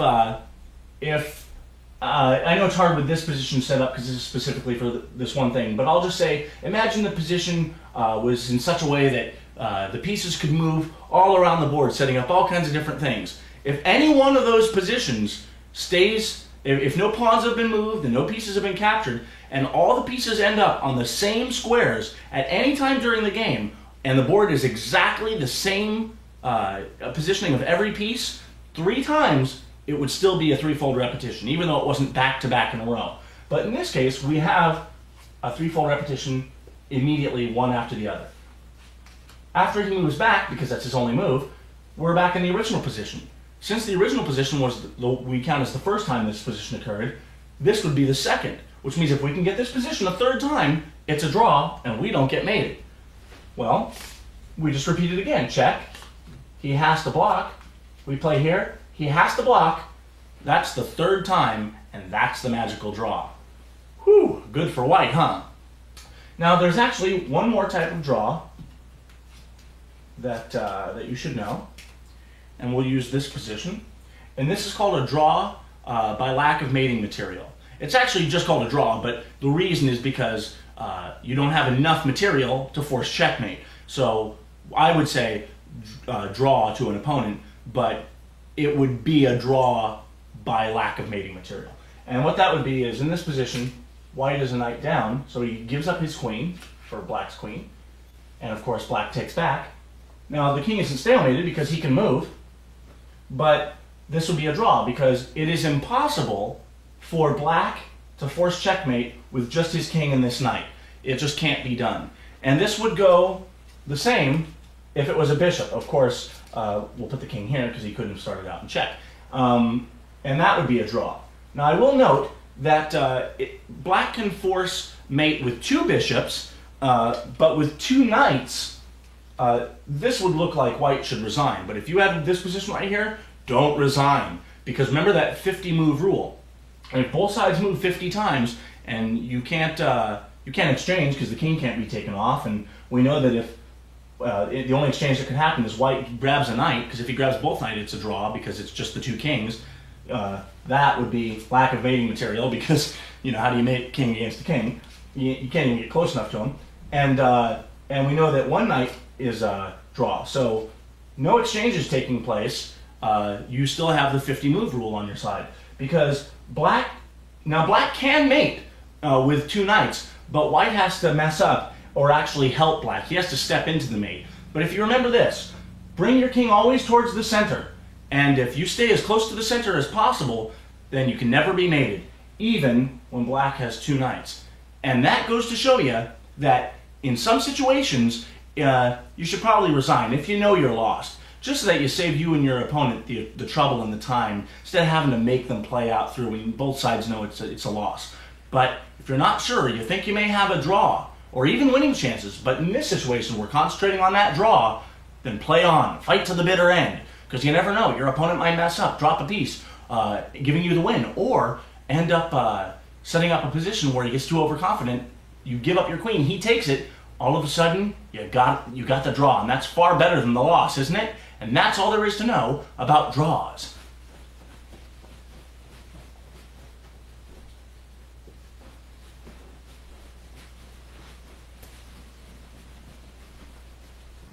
Hello there. Now I promised you that I would make sure that you understood about the different setups on the board. Now you notice here, everything's set up right. The white squares in the lower right corner, the queens are on their own colors, except A1 shows a little rook here in the corner. Well, just like my wooden board, some boards don't have this. This is just so that, beginners or people who feel more comfortable with that there can easily see the names of the squares, even though as you practice, you'll get better at knowing it just right off the bat, right off the top of your head. Ignore these letters and numbers eventually, when you can ignore it. When you know that this is E5, no matter what side of the board you're on, as long as the white square is in the lower right corner and the board's not set up that way, where you're playing this way, then you're okay. Queens are on their own colors, this becomes the black side of the board and that becomes the white side. So just know that the white player always has A1 in their corner, their lower left corner. So if this was the white side, this is A1. This is A1 in this position, even though it says A1 on the board here. Regardless of what the board says, this is A1 because that's the white side of the board. And that is all there is to know about that.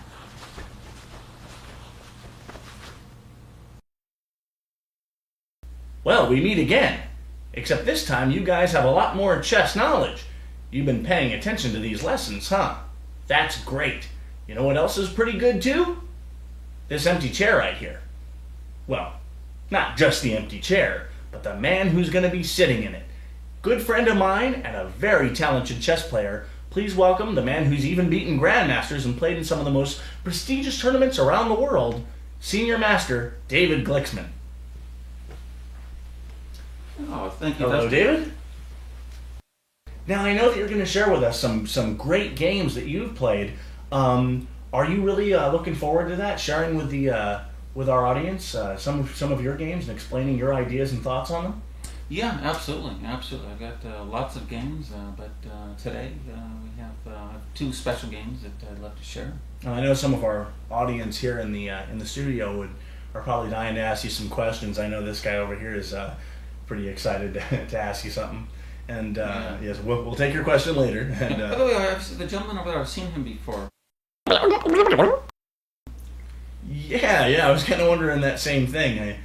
I was kind of wondering if I saw him in one of those interplanetary tournaments. Yeah, that was it. How about it, sir? Do you know this man?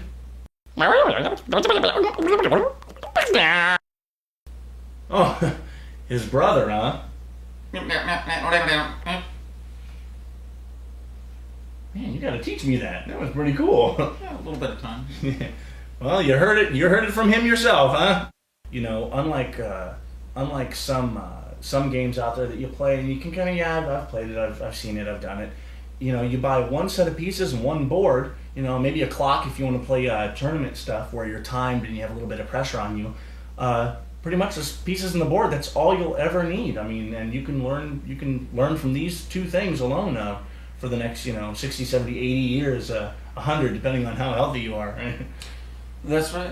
Yeah, exactly. As a matter of fact, once somebody's reached the master level, they can play other masters without even a board or set, just to what's called blindfold chess, and that's where the players visualize the board in their mind, call out the pieces, and you can play literally whole games without any border pieces whatsoever. Wow, that must take a lot of practice to be able to do that. I can do it a little bit, but kind of get fuzzy around the edges at some depth of moves. I think I can make it up to like move 12 at some positions, and then I lose it. But yeah, I know that we played a blindfold game once, and man, I had a friend helping me, and you still beat us. You beat us both, and you didn't even look at the pieces. That was pretty impressive, I must say. Oh, thank you. It's fun. It takes a little bit of practice, and a little bit of focus. Oh yes, yeah, a lot of little bit of practice, a whole lot of little bits. But yeah, so I don't know about you, but I'm going to follow along on this board. I'm really looking forward to seeing the games that you're going to share with us. Many of you may not know this, but David is a tactical genius. He's been described by some have said, and I will add to that I think that David's probably the best tactical player that I've seen in a long time, and just being able to spot weaknesses and know how to plan. You always seem to find the right moves and know how to solidify your position. Like, you don't go out and attack the king until you know that it's just the right time, until you've stopped any counterplay over on the other side, and just really hard to defend against. But I know that some people would probably hate playing stronger players because, hey, I never win, I always lose. But let me tell you this: I have yet to win a game against David, and I will keep playing it as many times as I can, because I keep learning and I keep getting stronger. So I actually enjoy the fact that I lose every time, because when I start to win every time, then you and I are going to have to go around together looking for other people to play. But by then I'll probably be 60. Well, that's a great attitude, and that's the way you get better, is through playing stronger players. Yeah, with today's got the internet and everything else, the kids can play other kids from all over the world, and I think that's great. Well, I don't know about you, Dave, but I'm really looking forward to seeing your games. I'm going to follow along with my board. If you guys have chess boards at home, follow along. This is going to be really exciting. I'm really excited about this, looking forward to it, and I think you guys are really going to appreciate this. I think you and I alike are all going to learn something. Everyone here in the studio, some people have their boards out. That's great. Try and remain quiet, I would ask, from slamming the pieces down and making noise. We have a special mic, so we shouldn't hear too much noise in the background, maybe little things here and there. But if anyone has any questions for Dave, please feel free during the game to ask. I would ask that we limit it down to 15 or less questions, though, just, because I know that I would have enough questions. If I let myself go wild, we'd be here all day. But this should be really exciting. David's games are always full of great tactical things and sacrifices and all kinds of great, exciting stuff. So this should be really exciting chess, and if you want to use that board, let's see some good chess. Yeah, let's get started. Okay. All right. Thank you, Dustin. Excellent. Thanks. All righty.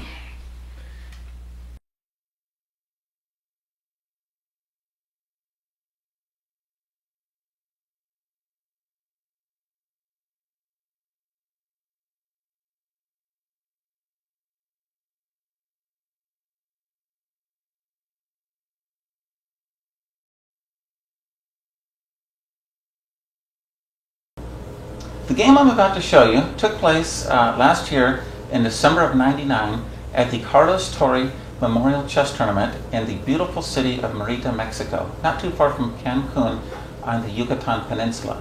My opponent was the experienced tournament player by the name of Manuel Estrella, who played the black pieces and I played the white pieces. The game opened with my first move of white being pawn to e4. And my opponent replied pawn to d6. My move was pawn to d4, controlling the center. His move, knight to f6. And I played knight to c3, developing a piece and guarding my central pawn on e4.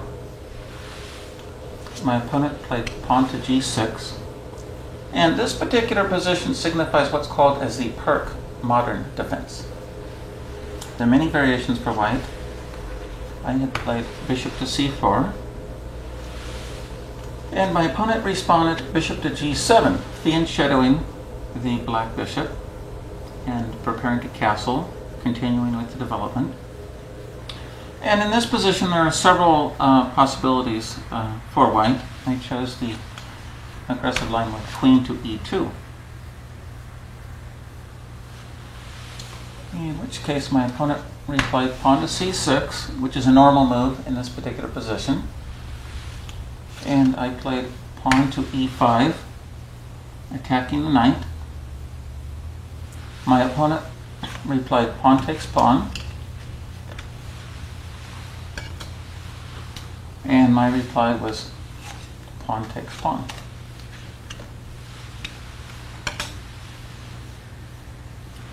And after the natural knight to d5,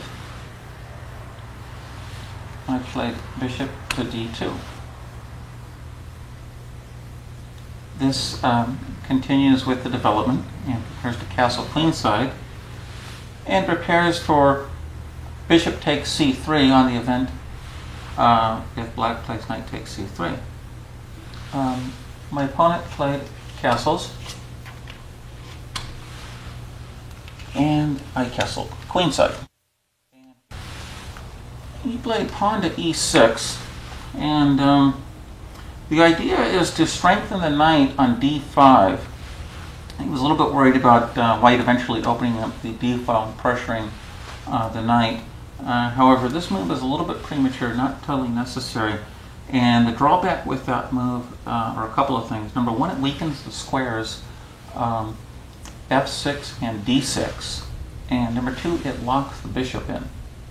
Probably better would be to wait, hold off, do another move, and eventually try to get a bishop g4 in after white plays knight to f3.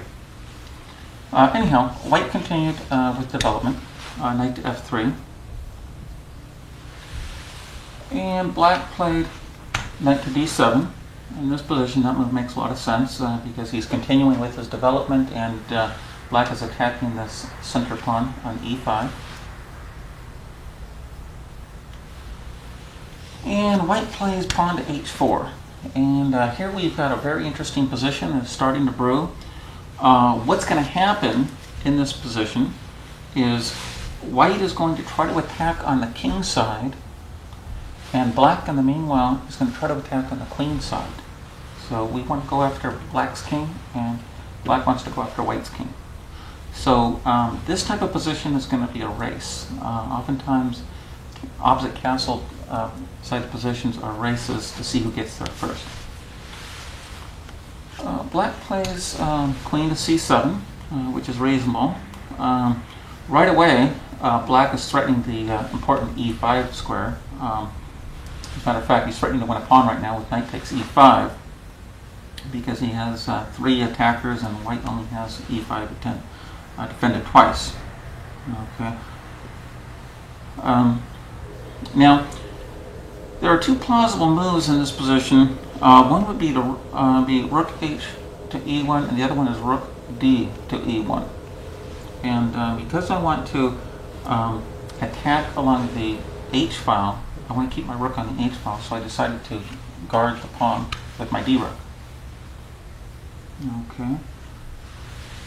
And in this position, black plays pawn to b5.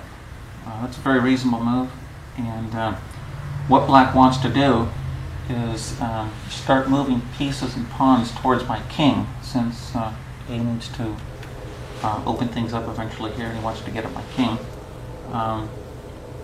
So there are a few different choices white has in this position. I chose to play bishop to d3, and the idea here is that rather than trade for this knight, I move the bishop, and the bishop is pointed towards the king.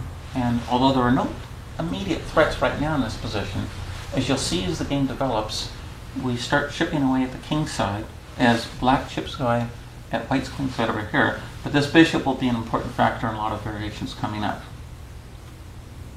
Okay. Now, black plays rook to b8. This is a pretty nice strategic move that has some long-range planning involved. Black sees that the rook isn't doing much here on the a file. Sure, he could push the a pawn, but that's not going to get him much in this position. However, with the rook on the b file, black is threatening to eventually push pawn to b4, and there'll be a lot of variations where either pawns storm down on the queen side, sacrifices may be coming up, but as you'll see, the rook plays a very important point later down the road on the b file, so that's a good move. Okay.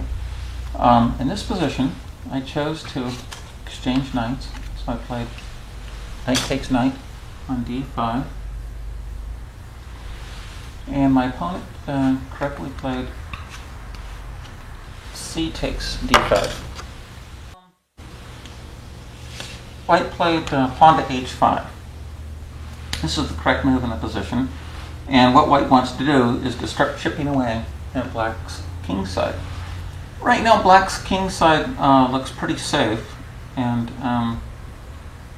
he has a bishop here that's guarding a lot of squares, and he has 3 pawns protecting the king. So my goal here is to start chipping away, start exchanging pawns, and trying to exchange pieces and so forth, and trying to make the king vulnerable. And as you'll see as the game develops, the king becomes more and more vulnerable.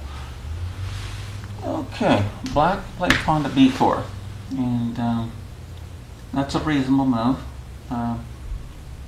The idea again is he's taking squares away from white's queen side, and this opens up a lot of possibilities later on for possible sacrifices and maneuvers against white's queen side position. Okay, white plays pawn takes pawn, and this is an interesting situation. Generally, what you want to do is you want to capture pawns towards the center. However, in this particular position, that would be a huge mistake, because if h takes pawn on g6, what would happen is the king would be kind of a sitting duck on g8, and eventually white would play, actually right away, bishop h6, and stick another piece, whether doubling rooks or bring the queen over to the h file. The king would be in some severe trouble. So, in this position, you can work out those variations at home. In this situation, black played the correct f takes g6. This is the correct move. And for defensive purposes, what this does is a couple of things. Number one, in certain situations later down the road, it'll give the king an exit square on f7 in case things get too hot over here and he needs to run away. The other thing that f takes g6 does is that it will allow the queen to guard the g7 and the h7 squares in later variations once the knight moves. Also, in some lines, the rook can play to b7 and guard those squares. Okay. So, to continue with my attack, I play bishop to h6. And this is a very natural move. The idea behind bishop to h6 is to exchange off black's excellent bishop on g7. As the bishop goes, we've already exchanged one pawn. Eventually the king will start to feel more and more vulnerable because his defenders are getting traded off, leaving him and so forth. Okay, now black plays knight to c5. And this move makes a lot of sense. Now, one of the things that happens in opposite sides castling positions is occasionally you have to take some time out for defense. If you just continue to attack and attack in certain positions, what will happen is your opponent will be attacking at the same time, and oftentimes his attack will come in first. Now, it depends on the situation, but in this particular situation, we need to take time out for a defensive move. I played king to b1 here. However, if I didn't play king to b1, it's interesting to see what black's idea is. Why do I play king to b1? And what would black do? Let's say, assuming hypothetically, just to understand the position, what would black do if it was black's move in this particular position to increase his attack? Well, what he would play, what he's threatening right now, is the unexpected pawn to b3. Now that looks like an unusual move because b3 is guarded by c2 and a2. Okay. However, c2 takes b3 would be impossible to lose a lot of material because black would then have knight takes d3, double check, and after king moves, knight takes rook, and black would have an easily winning position. Okay.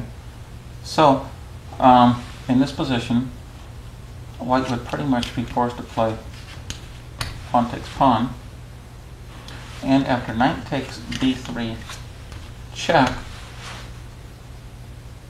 white would be unable to recapture the knight. So therefore, white would need to play king to b1. And this particular situation has helped black quite a bit because black has now removed an extra defender on white's queen side. So, just like white is removing defenders from black, black is trying to remove defenders from white's position. Do we have any questions on this particular position? Now, a couple moves ago, when the knight came to c5, I thought that was a defensive maneuver. You know, the queen now protects the bishop over at g7. But from what you're showing us, it looks more like an attacking move. So tell me, is it possible to make one move that attacks and defends simultaneously? Well, yeah, of course, and that's, again, another really good question. In these types of sharp positions, you want to look for moves that both simultaneously defend and attack. They're hard to find, but you do want to kind of look for them if possible. But anyhow, getting back to this position, it's a very interesting and exciting position. And after knight takes b3 and king b1, black has a lot of threats in this position. As a matter of fact, this is more than just a theoretical position. In fact, this actually could be the position if, for example, white had played rook h2 instead of king to b1 several moves ago. In other words, in the variation where I had played king to b1, if instead of that white had played a move, say, like rook to h2, planning to double rooks on the h file, then we would have this position after pawn to b3, and then a takes b3, knight takes b3 check, and king to b1. This would be the position. And in this situation, black would have some extremely strong and dangerous threats. Just to give you an example, to start off with, black would first play knight from b3 to c5, unleashing the rook, attacking the pawn on b2, even though it's defended with the king. Anyhow, there are some tremendous threats here, and just to show you a plausible line, what would happen is, let's say if white were to play bishop takes bishop on g7. Okay, black would then have the excellent line of sacking the piece, not taking back, and just continuing with his attack with knight to a4. And even here we have a few interesting, really interesting variations. So let's assume white plays bishop takes rook on f8. Now in this position, black has a couple different ways to win. One way, the obvious way, a lot of people would play would be knight to c3 check. And after king to c1, knight takes queen, picks up a queen, although white's already got a lot of pieces. Black would have an advantage, but the game would go on for a while. What you want to do a lot of times is, instead of just grabbing pieces or trying to grab a queen for a couple of pieces and so forth, see if you can force checkmate. And this is exactly the type of position to look for a forced checkmate. And this is where we can do it. So anyhow, in this situation, better than selling out with knight c3 check, grabbing the queen, would be rook takes pawn check on b2. Okay, and in this situation, white has only two moves, king to c1 or king to a1. King to a1 would lose very quickly after queen to c3. And after queen to c3, black is threatening rook to b1, double check, and after king takes rook on b1, queen to b2, mate. And there's no way that white can stop that. If bishop to a3, then simply queen takes bishop on a3. So, king to a1 is out of the question, and king to c1 would be the first move in this position. And now we get to some exciting positions. Black would then play queen to c3, okay? And after queen to c3, black would be threatening rook to b1 check, sacrificing yet another rook, which would bring the king over to the b1 square, and again, queen to b2, checkmate. Okay?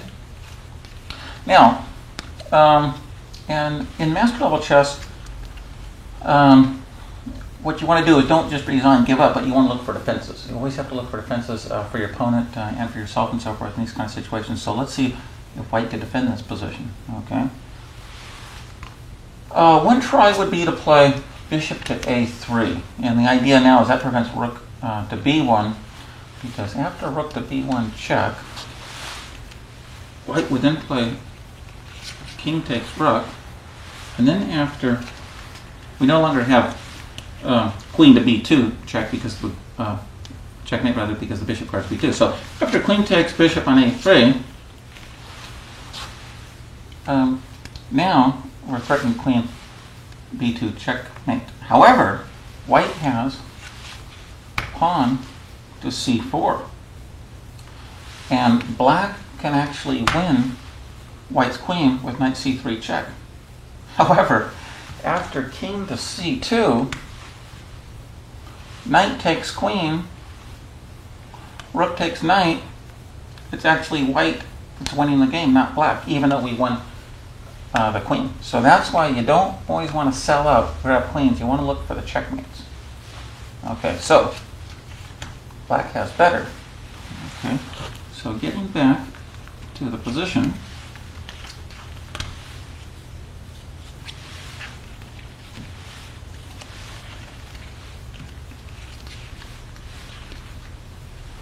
okay, so not rook to b1. Black has a much better move. Black would actually play rook to a2 in this position, threatening rook to a1 checkmate immediately. Okay, and in this position, white would play king to d1,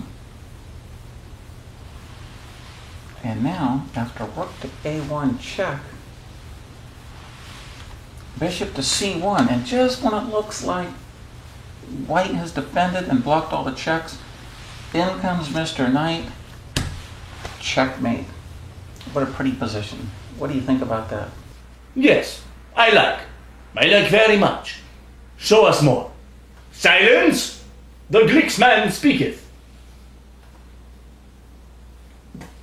Okay, well, glad you liked it, but let's see if white has any other better defenses in this situation. Maybe he can do something, but maybe not.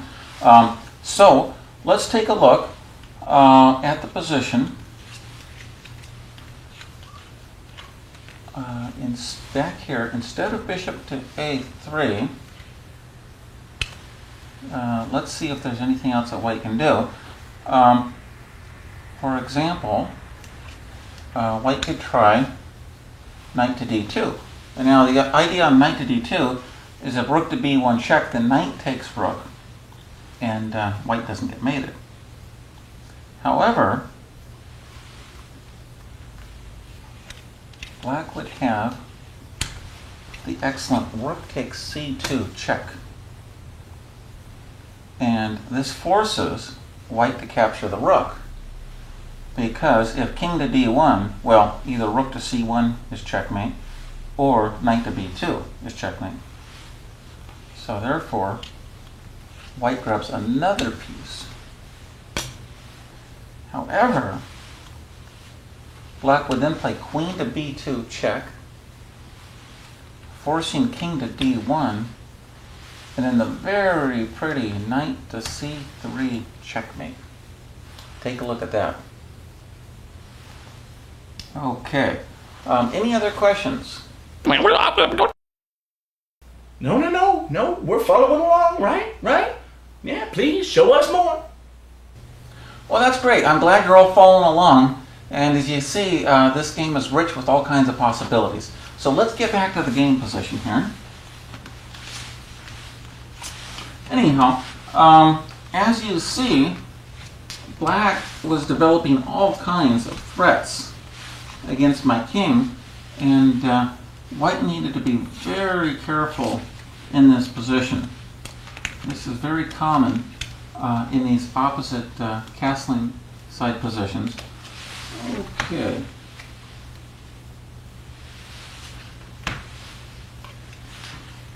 So, anyhow, back to this position.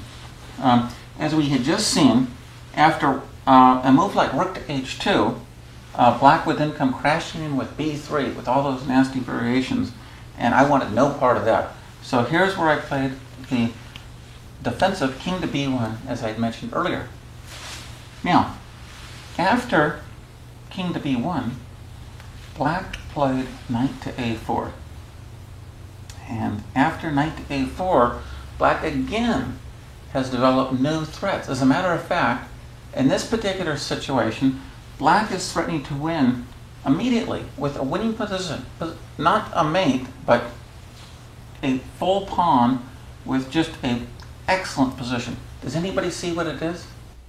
Oh yeah, I see it. Knight to c3. Wouldn't that work? Same as you showed us before, right? Very good, very good. You're seeing the attacking themes. Knight to c3 check would be an excellent move and would lead to an advantage. However, in this position, a little bit more accurate enforcing would be to first play bishop takes bishop on h6, whereupon white would be forced to play rook takes bishop on h6. Then knight c3 check attacks the queen and the king.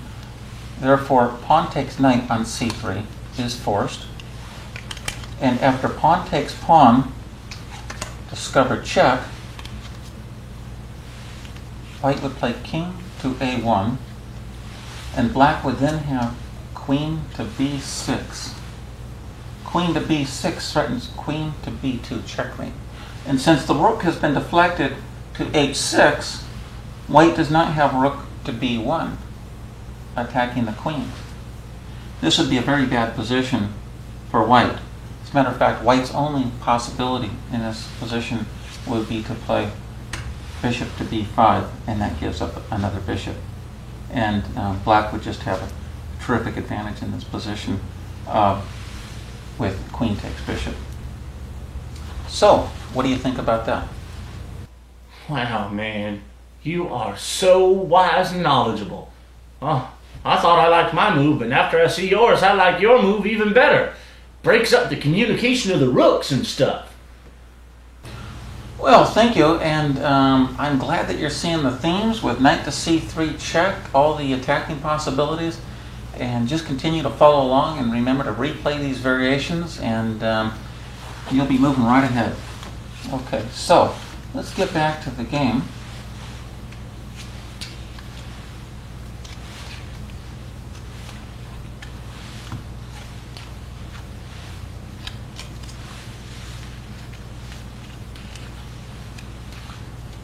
So here we are back at the game position, and as you had correctly pointed out, knight to c3 check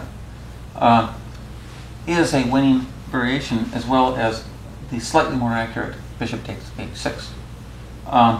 But again, it's white's move. Now, the reason we look at these variations and let black move in some of these positions is to see what the idea is. You need to see what your opponent's threats are. What is he trying to do? What are his plans? And that way you can correctly counterattack those plans and hit first before your opponent attacks you. So, in this position, I played bishop takes bishop on g7.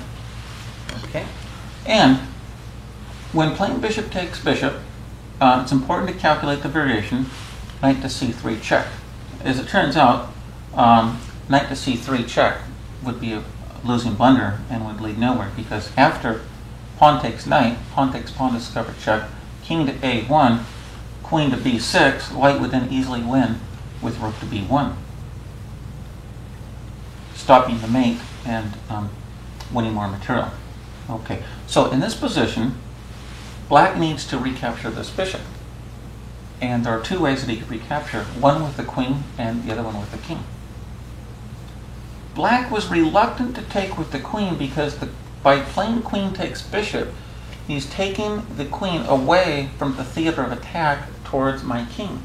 And as you saw, all of these beautiful, pretty variations where the queen comes down and checkmates the white king and some of those previous variations, Black wants to keep the king, keep my king under attack and keep his queen on the c-file. However, that's a mistaken strategy.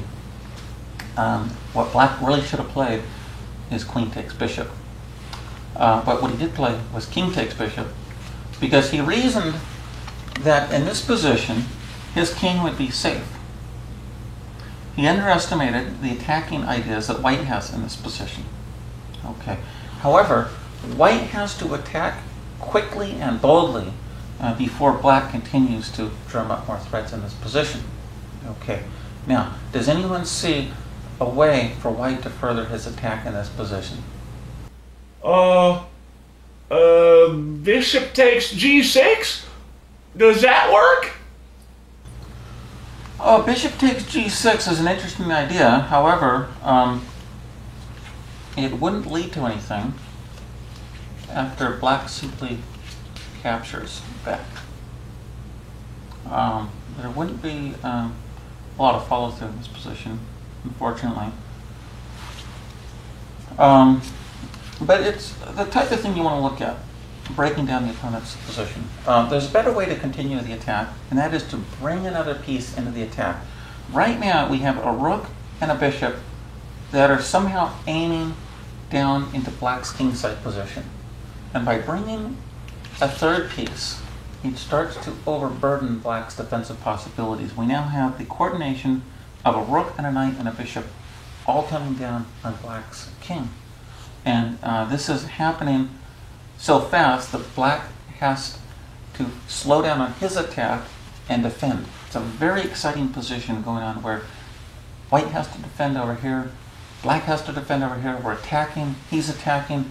It's a race. Whoever comes in first is going to win this game. Okay, now, let's analyze the variations. First off, White's threat is to play rook takes pawn, check, and when the king moves, we win the queen. Now, obviously, it's Black's move, and he's not going to let that happen. But how does he stop that from happening? Let's look at the variations. For one, Black can play pawn to h5. And this looks like it slows down White's attack quite a bit. However, there's a big problem with pawn to h5. And it is here that bishop takes g6 would be a crushing attack. Now, do you see why bishop takes g6 would be a crushing attack in this position? Yes, yes. It breaks down the king's defenses. Then when the king takes the bishop, queen takes pawn on h5, and the queen enters the attack. Brilliant! Right, exactly. It breaks down the defenses. After king takes bishop, the white queen comes in and takes the pawn on h5 check. And now king to g7, queen to h7 checkmate. And if king to f5, then knight to h3 checkmate in the middle of the board. Okay, so let's get back to the position.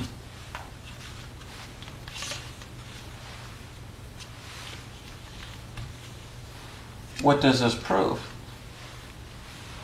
Well, this proves that pawn to h5 would be a losing blunder because the king position would be broken down quickly.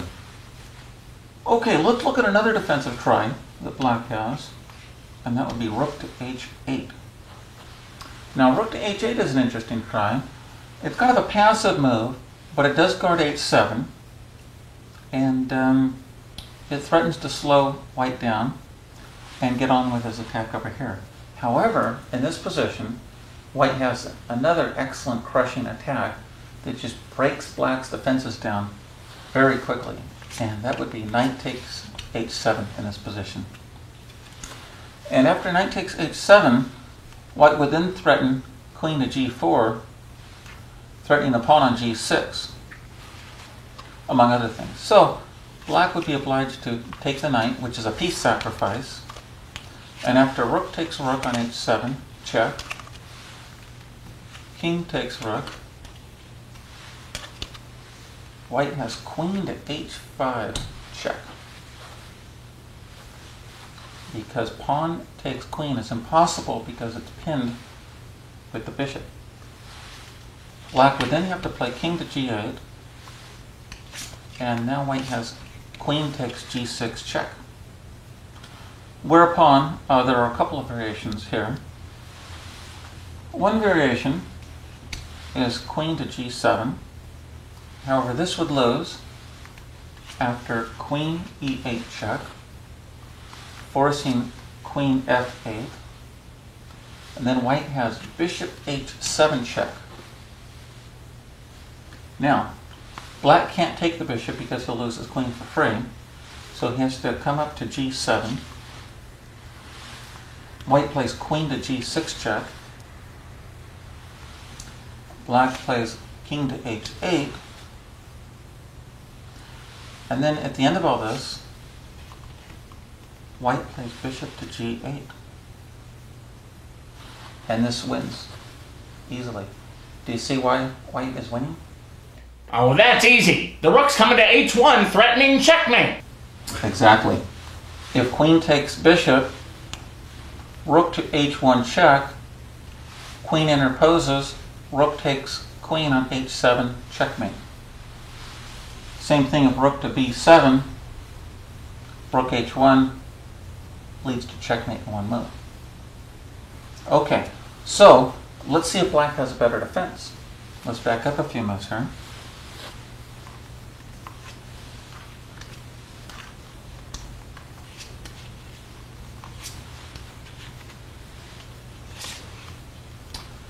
So in this position, after queen to g6 check, we now see that queen to g7 will lose by force. So black would then try king to f8. And after king to f8, white has queen to f6 check, keeping up the attack. And now, there are a couple lines to look at. If queen to f7, then white would win with queen to d8 check. And if queen to e8, then we play queen to d6 check, pick up the rook with an overwhelming advantage. If king to g7, the other rook swings into the attack, there's a piece of it, threatening queen to h8 checkmate, as well as rook to h7 checkmate. And black is completely busted in this position. Okay. Let's see if there's anything else black can do. So after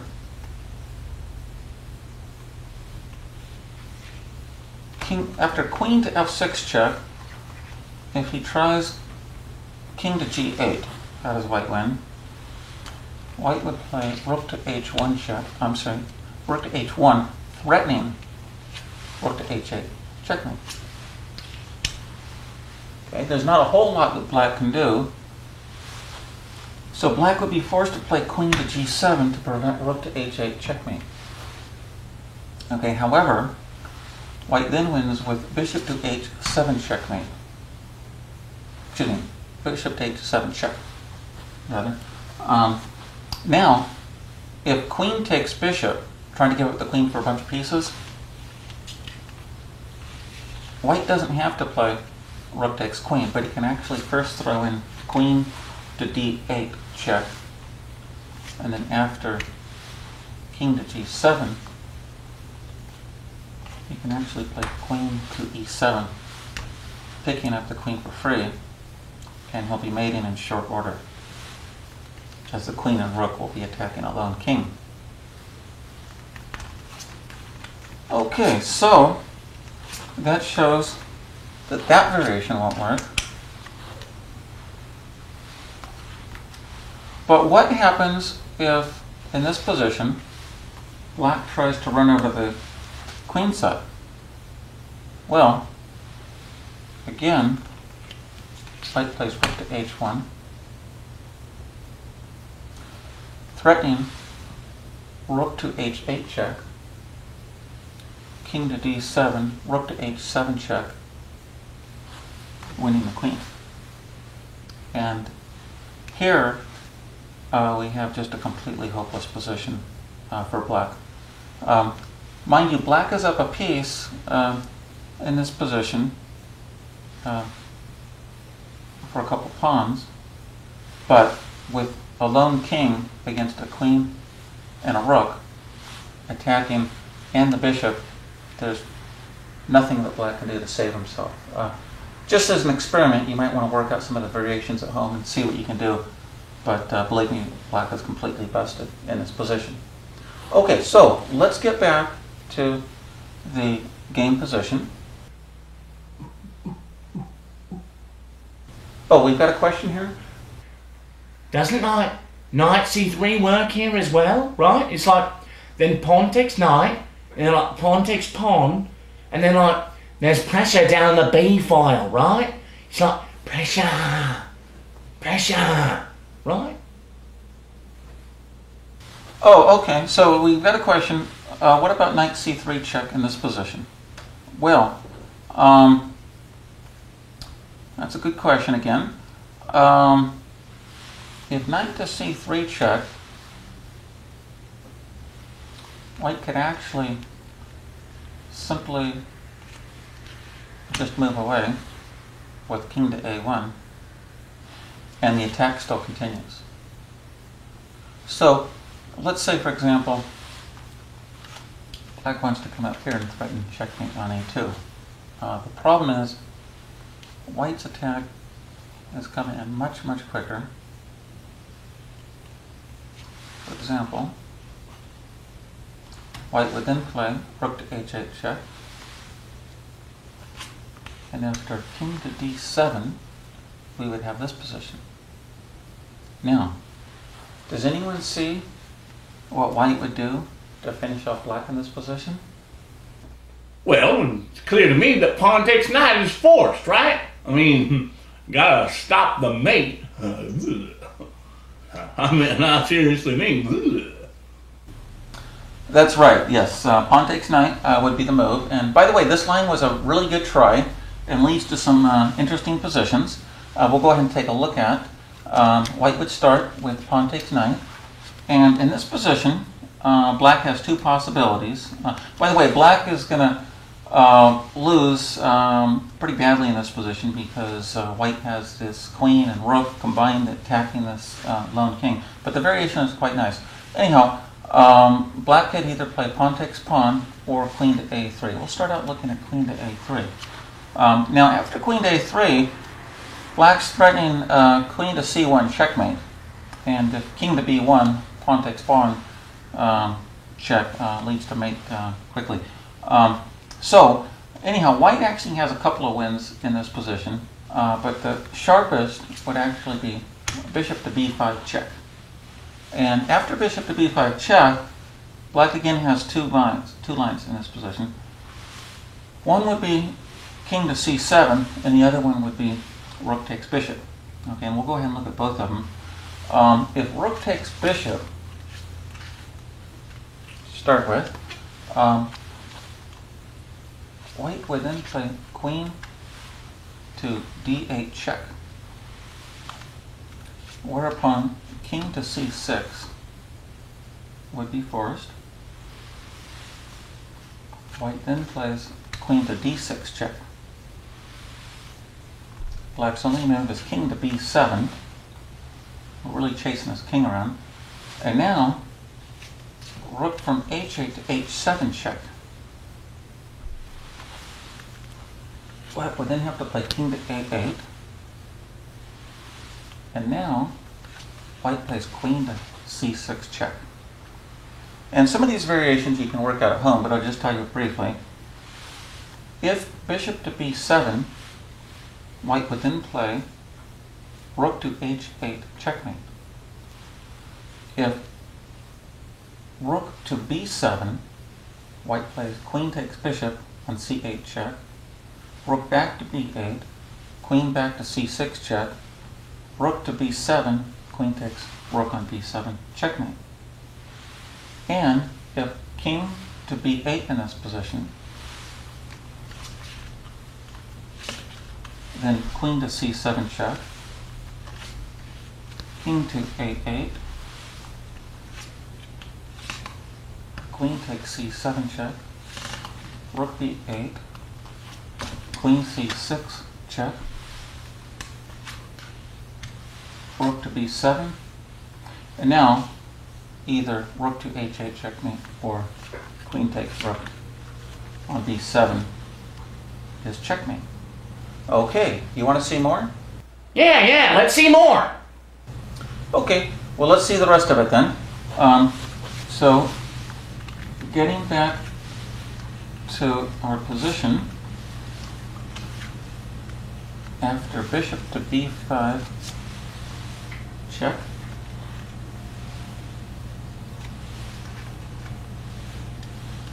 Okay, so we just saw that rook takes bishop on b5 fails very badly. So what happens if black tries to run away? Okay, with king c7. Well then, white plays queen to d8 check, and black is now forced to play king to b7. And white now has rook to h7 check. And again, this is a position that's worthy of some study. Take some time, look at it. Black is now pretty much forced to play king to a8.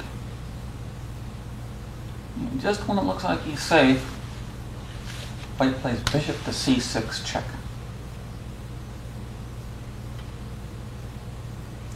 And in this position, no matter what black plays, it's checkmate in one move. For example, if bishop to b7, then white plays bishop takes b7 checkmate, because white cannot recapture with the rook because of the pin with the queen and the king. And if rook to bishop to b7, then we play queen takes bishop on c8. Okay, so that's the variation that takes place in the queen to a3 line. Okay, now, are you ready to look at the line instead of queen to a3, pawn takes pawn on c3? Oh, yeah, let's look at it, right? Because it's like, this is really exciting stuff for me, right? I've never seen this in a chess book, right? Right. Okay, great. Well, let's take a look at that line then. This is some really exciting stuff. Getting back to the position before all this fun stuff happened.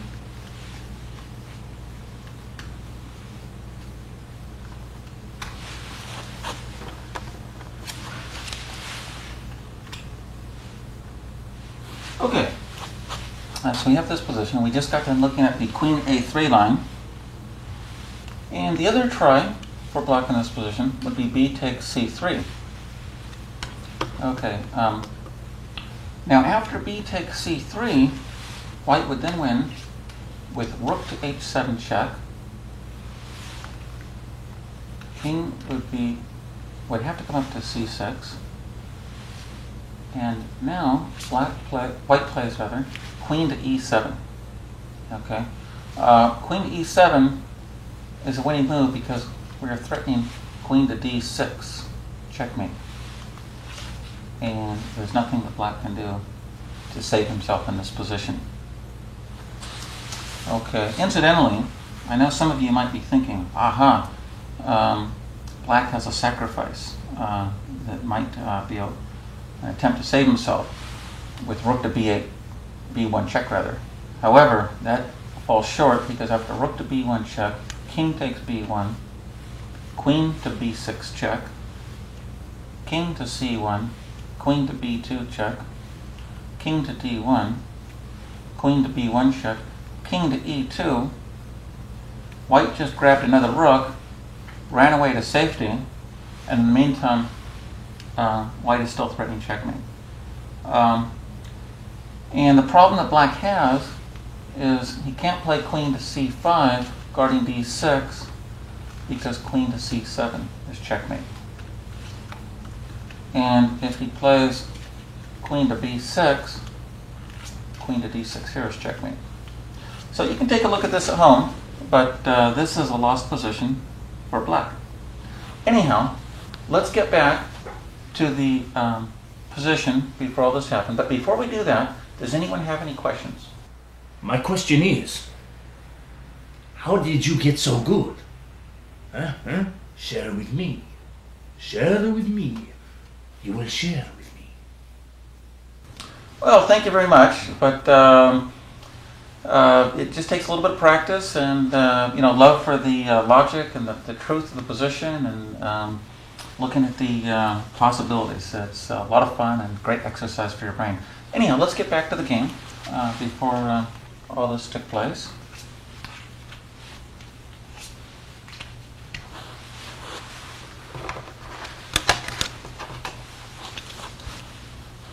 So, as you can see, there are a lot of interesting possibilities that are happening for both sides. And our threats going on all over the place.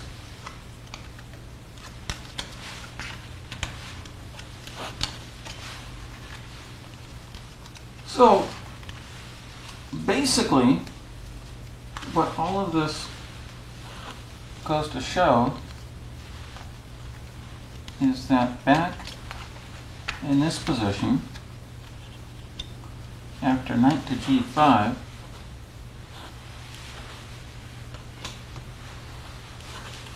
rook takes h8 is not going to work because knight takes pawn on h7. Okay, and we've already seen that pawn to h5 doesn't work because of bishop takes g6. Okay, so black played pawn to h6, and with pawn to h6, black is asking my knight to leave, to go back to f3, get out of there, so his kingside position can be safe and he can get on with his attack. And now we come to another very interesting phase of the game. It's interesting to note that if I start retreating, black continues to build up his position, and the game gets unclear and messy. Anyhow, here is where the fun begins. A lot of the fun that we've seen in analysis didn't actually happen, but they were really fun, interesting, exciting variations to look at. Anyhow, in this position, I played the very exciting and startling move, sacrificing a rook with rook takes pawn on h6. Not only does rook takes h6 sacrifice a rook, but it prepares to sacrifice another piece, a knight, as well. The main variation that had to be looked at after rook takes h6 is king. By the way, with rook takes h6, if black doesn't do anything, we're threatening rook h7 check, picking up the queen, but obviously black's not going to let that happen. So, anyhow, the main variation is king takes rook, and I was prepared to play rook to h1 check. Whereupon, if black plays king to g7, I would win instantly with rook to h7 check, king moves, and rook takes queen. Does everyone see that? Okay, good. So, black would then play king takes knight on g5. Black has now picked up a rook and a knight that white has sacrificed. However, this king is in a very bad position, and I recommend that you try to avoid putting your king in the center of the board. It's a very dangerous situation. However, accurate moves need to be played from white in order to capitalize on this. White would then play queen to e3 check. And if king to g4, that would lose to queen g3 checkmate. So, therefore, after queen to e3 check, black would be forced to play rook f4. And after rook f4, white has queen g3 check. And take a good look at this position. As you see, black has no king moves, but he does have a rook that he can block the check with. So he would be forced to play rook g4. And now we have a position where black is up a rook and a knight, and it appears that white's attack has lost steam because he has no more pieces coming into the attack. However, white has the excellent pawn to f4 checkmate with a very pretty position on this side of the board. One of the points being is that rook takes pawn is not possible because the rook is pinned by the queen against the king. So this would be a very nice checkmate. Oh, you have a question? Now tell me something. Without moving any pieces, you saw all this stuff in your head? Do you think your opponent saw everything you saw, or do you think that you saw stuff that maybe he missed? Well, that's another really good question. And to answer that, yes, I saw all these variations. As a matter of fact, it was necessary that I see this because you would never want to sacrifice a rook by playing rook takes h6 unless you have calculated exactly that you're going to end up with a forced win, or at least get your material back with an attack and so forth. And as far as my opponent, he did not see rook takes h6 coming. However, after I played rook takes h6, he then thought for a very long time and ended up seeing the same variation. Whereupon he realized that he was completely lost in this particular variation, and he tried another line. So let's get back to the game and see what happened here.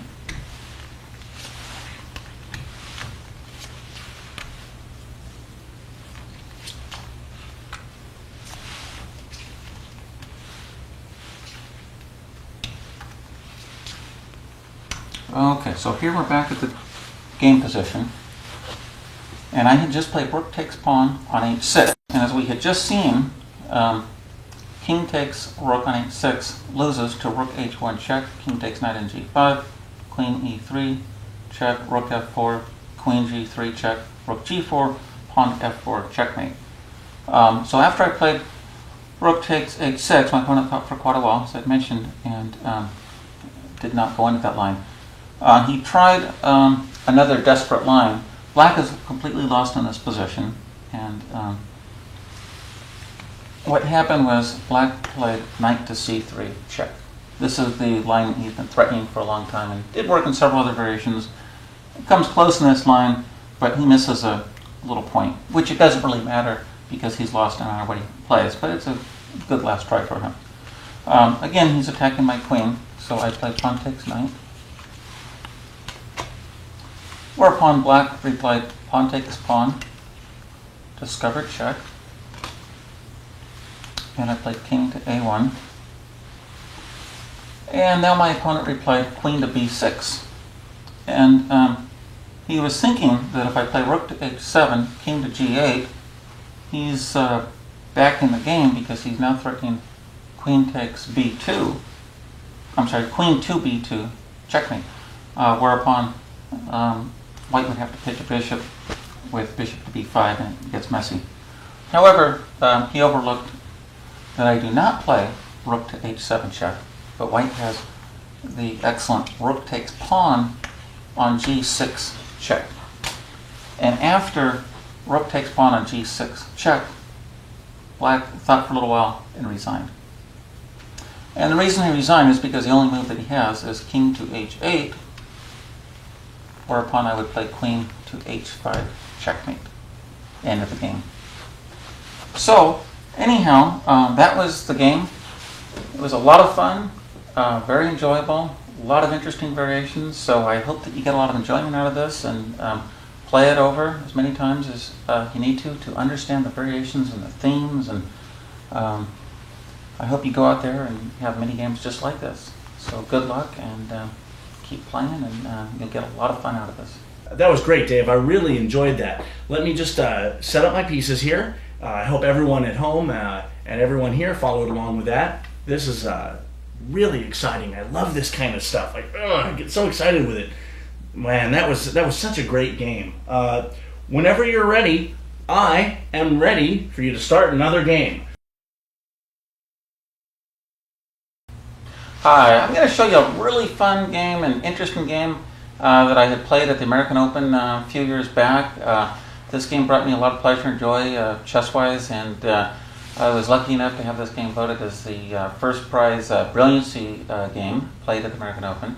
And my opponent was a chess master by the name of Kaivan Plesset, who was white, and I had played the black pieces.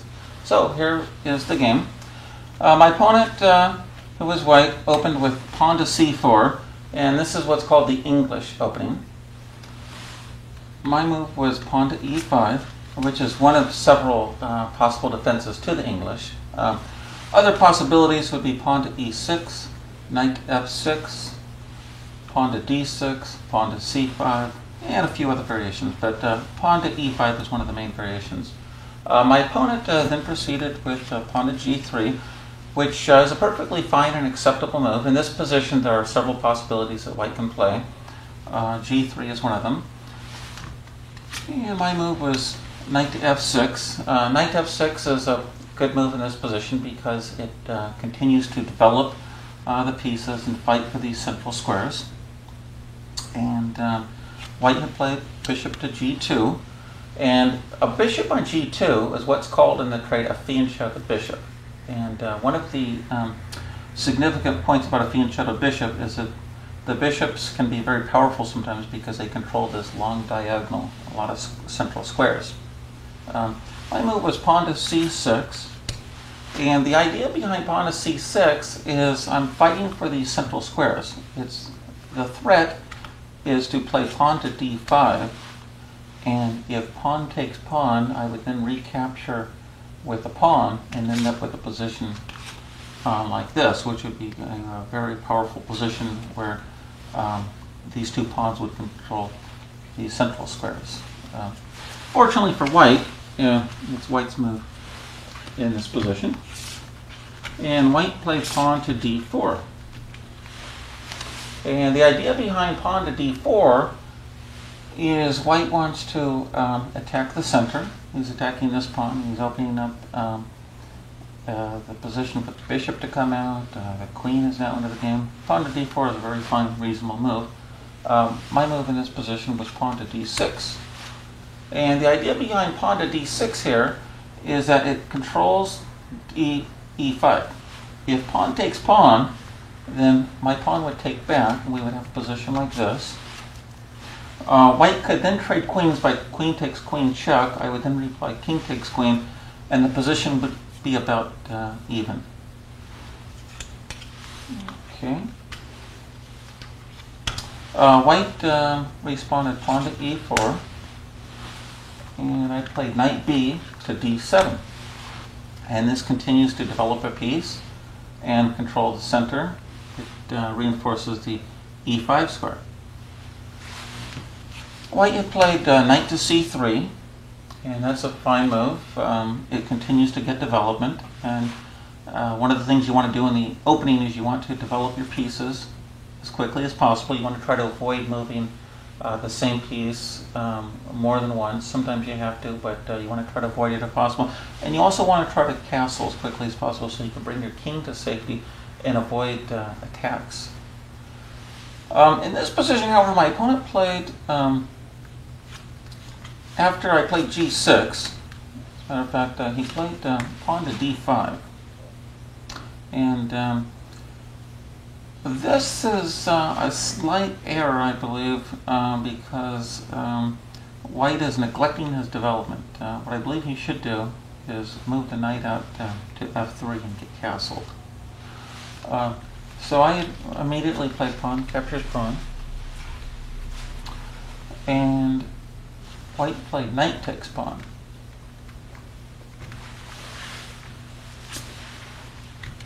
And I played knight takes knight.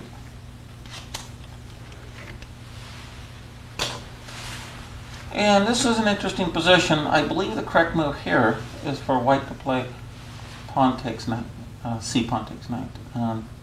White, however, played the very aggressive queen takes knight on d5. His idea is that he wants to leave d5 open, not block it with a pawn, and attack this weak pawn on d6. It's kind of an interesting idea. The problem is white's neglecting his development and he's making too many queen moves. My reply was knight to c5, and this move has an interesting threat. For one, black threatens bishop to e6, which will then kick the queen around. The queen would then have to move, and there's no place that the queen can move that would protect the square, and therefore white would end up losing the c pawn. Again, fortunately for white, it's white's move, and white plays pawn to b3 to guard this pawn. So now if bishop to e6, the queen would just move back to d2, and white's position is solid. My reply was bishop to d7. And the idea here is to attack the queen again, and threatening to win a pawn immediately by bishop to c6. And upon bishop to c6, assuming it were black's move, white would have to retreat the queen down to d2 or d1, in which case black would then win the e pawn, the e4 pawn, because white would have two attackers, a bishop and a knight, and white only has one defender. But again, it's white's move, and white doesn't want to lose the pawn, so white plays pawn to f3, which is an interesting idea. However, the problem is, by moving this pawn, he's making some concessions, and the king side he's weakening some squares. It kind of hurts the mobility of this bishop, because this bishop that had intended to be a nice roaming bishop is now blocked in by these pawns. That's what we call biting on the pawns. Anyhow, I played bishop to c6, hitting the queen, and white plays queen back to d2. I played bishop to e7, so white ended up playing knight to h3. Okay, and in this position, I felt that white had a slight disadvantage, and what I wanted to do is to get my attack going quickly before white can castle into safety and develop his pieces. So I played pawn to b5 in this position. And the idea with pawn to b5 is pretty interesting. Number one, I'm threatening pawn takes pawn, and if pawn takes pawn back, white would end up with a very weak c4 pawn, which eventually could be attacked by the rook by playing rook to c8 and moving the pieces around. Positionally, this would be a very bad liability. Okay. And the other point on b5 is if white plays pawn takes pawn, then black would play bishop takes pawn on b5. And this bishop would then control these squares, making it impossible for white to castle, at least right away, slowing white's development down.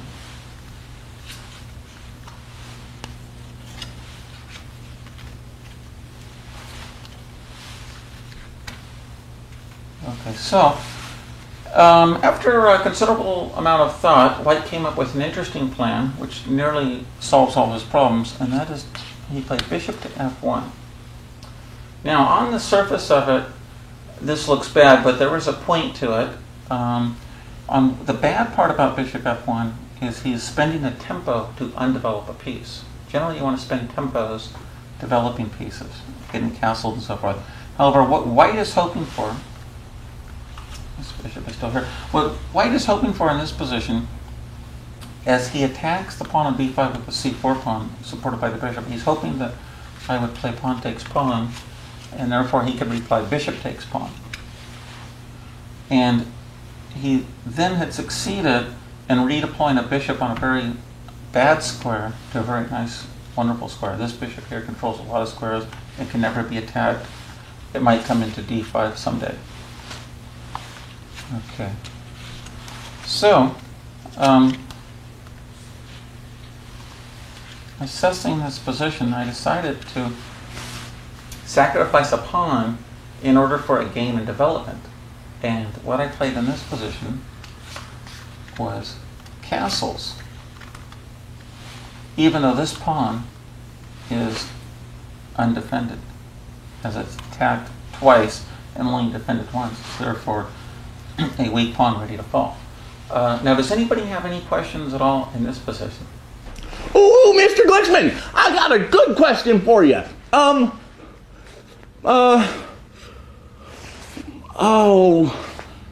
forgot what it was. Well, that's okay. That's okay. Anyhow. Ooh, Mr. Glicksman over here. I remember what my question was now, and ooh, it's a doozy. Why would you castle when you got a pawn sitting out there for free? Your opponent could just take it. I would have. If I were you, I wouldn't have castled. I would have played pawn takes pawn. Yeah. That way your opponent can't take your pawn for free, right? Right? Oh, okay. Well, good question. Good question. And as I mentioned, if I took the pawn, b takes c4, then bishop takes c4, although black would be okay, the position would be about equal because white would be fine, he'd be able to castle, and he would end up with this development intact. The line I chose sacrifices a pawn, and it's a strategical sacrifice for development and for position. So moving on, what I had played in this position was the castles, and what happened was white went ahead and grabbed the bait, grabbed the pawn. And now I can't play bishop takes pawn, obviously, because I would drop the piece, because the bishop covers b5. So my bishop just calmly moved back to d7. And this is the point of the sacrifice. I'm down a pawn, but white has some major development problems. He would like to castle because his king is getting stuck in the center too long. But how does he castle? In order to castle, he needs to get this bishop out of the way. The problem is, if the bishop comes back to g2, moving for a third time, I would then play bishop takes pawn on b5, ending up with this situation. And again, I recovered my pawn, but white cannot castle because the bishop covers f1. The other line is if the bishop moves anywhere on this diagonal, which is where he would love to move, is to c4, I would then play bishop takes knight on h3, and he would drop a very important knight and end up with a lost position. So he can't move the bishop. The bishop can't move anywhere at the moment. So white's in a little bit of a difficult situation. He's got a pawn, but his king is in the center, and that's part of the sacrifice. So after considerable thought, white came up with a plan that attempted to solve his problems, and that was he developed this piece, bishop to a3.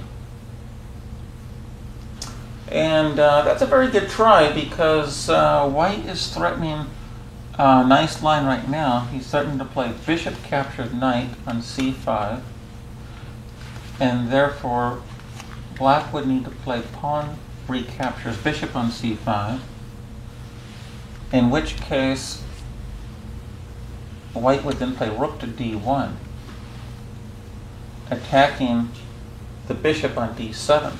Does everyone see that? Now, in order to guard this bishop, I would have to move it. And after I move the bishop, white would then trade queens, and he would then be able to move the bishop and trade down into a position where he's up a pawn, and white would be completely safe and have the upper hand.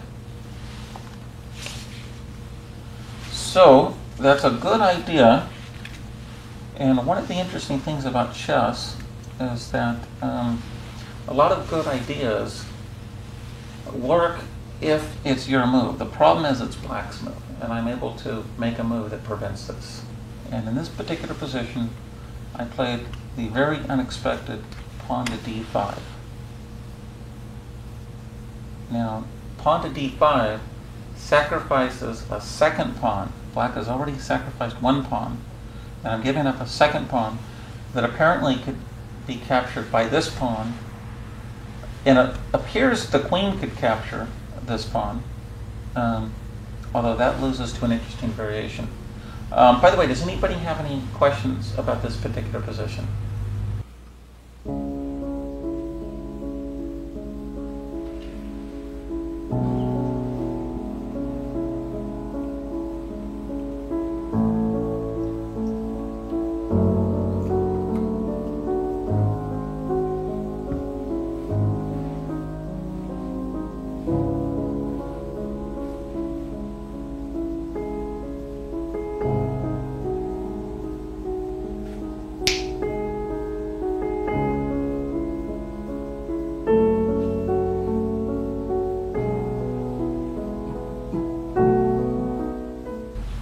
Yes, you, sir. Now, why on earth would you sacrifice another pawn, right? It's like, couldn't you just play pawn takes pawn or queen takes pawn and be two clear pawns up, right? Right? That's a very good question. Very good question. And this is what enters into what we call tactics. This is a position that has to be calculated with exact calculation. In chess, middle games, we have two types of play. One is positional play, and that is play based on general principles, getting your pieces onto good squares, controlling diagonals, and that's made based on principles. Tactics is made on exact calculation, where you have to work out the exact details. And to mention those variations, what you have to do in tactical situations is you have to actually analyze and visualize over the board the exact situations. And we'll go ahead and look at that right now. If queen takes pawn, this is one of the candidate moves. My reply would be queen to a5 check. Actually, this rook is still here. We left that from the analysis. Okay, and white, as I'm attacking the bishop on a3, white would have to play pawn to c4, blocking the check and attacking my knight, in which case I would play queen takes bishop, and this would be a one position, because if pawn takes knight, I would then play queen to c3 check, attacking the king with check and attacking the rook at the same time, winning material in a completely one position. Okay, so that particular analysis proves one thing. And what that proves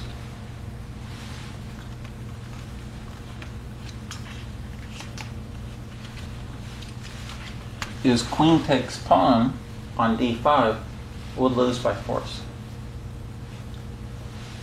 Okay. So what my current play was pawn takes pawn. And we shall see what happens in this situation. So white is now up 2 pawns. The only problem is that white still lags in development. This has been a sacrifice of 2 pawns by black in order to slow white's development down and keep his king in the center. And what I did in this situation was actually offered a 3rd pawn in order to continue the attack and keep his king in an unsecured position. So I played pawn to e4. And white now has a couple of possibilities here. One possibility is to play bishop takes knight and grab a 3rd pawn. However, after bishop takes bishop,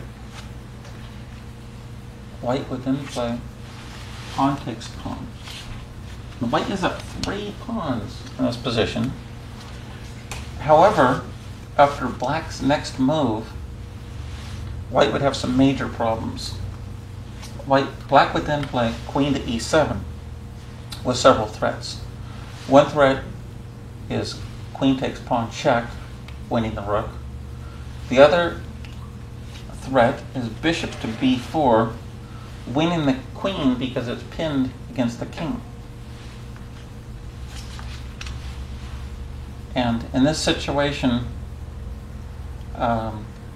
white cannot castle. His king is in grave danger. This would just be a terrible situation for white to find himself in. So, what this shows here is that bishop takes c5 does not solve white's problems. White has some major dilemmas insofar as his king is being threatened and he's in big trouble. Black is threatening just to play pawn takes pawn, open things up, and play knight e4 with a huge attack with the rook coming into the king file and so forth. White would be in severe trouble. The other problem white has is if he plays pawn takes pawn on e4, black would then play knight takes pawn, and all kinds of pieces of white's are under attack. We're threatening the queen, we're threatening the bishop. If the queen moves, say to e2, then black would win actually with queen to a5 check, pawn to b4, bishop takes b4 check, bishop takes b4, queen takes b4 check, king to d1, and then knight to c3 check wins white's queen because the queen would be on e2 in that position. Anyhow, this again would be a hopeless situation. All of this in an actual game takes a lot of time to actually visualize, calculate, assess, look at all the variations. Okay, so after a lot of thought in this position. Mr. Glickman, hold up. Man, this long line of analysis is way confusing for a guy like me, man. Hey, be quiet. Don't make fun of me. I'm just saying it's a little hard to understand because there's so much, right? So, is there a way that I can understand all this easier? Man. Yeah, well, that's a really good point that you brought up, and a couple points. Number one, don't worry about following every single little detail. And number two, you can always replay the video here to double check the analysis and look at the pretty variations and all that kind of stuff. But the main point here is not necessarily the exact variations, but to understand the theme and the concept. And the concept here is that white is lagging in development, has grabbed 2 pawns that black has sacrificed, and his king is in big trouble. And the variations of this analysis are just the proof. That's the logical proof that proves the position and the correctness of the sacrifice. So, moving on with the game, after considerable thought, white ended up playing bishop to b2. So what I did was I played bishop to f6, and that neutralized white's one good piece and renewed all sorts of tactical threats for black. For example, one threat that I have is to play bishop takes bishop, queen takes bishop on b2, bishop takes knight, and then if bishop recaptures the bishop on h3, then black would have knight to d3 check, forking the king and the queen with an easily won position.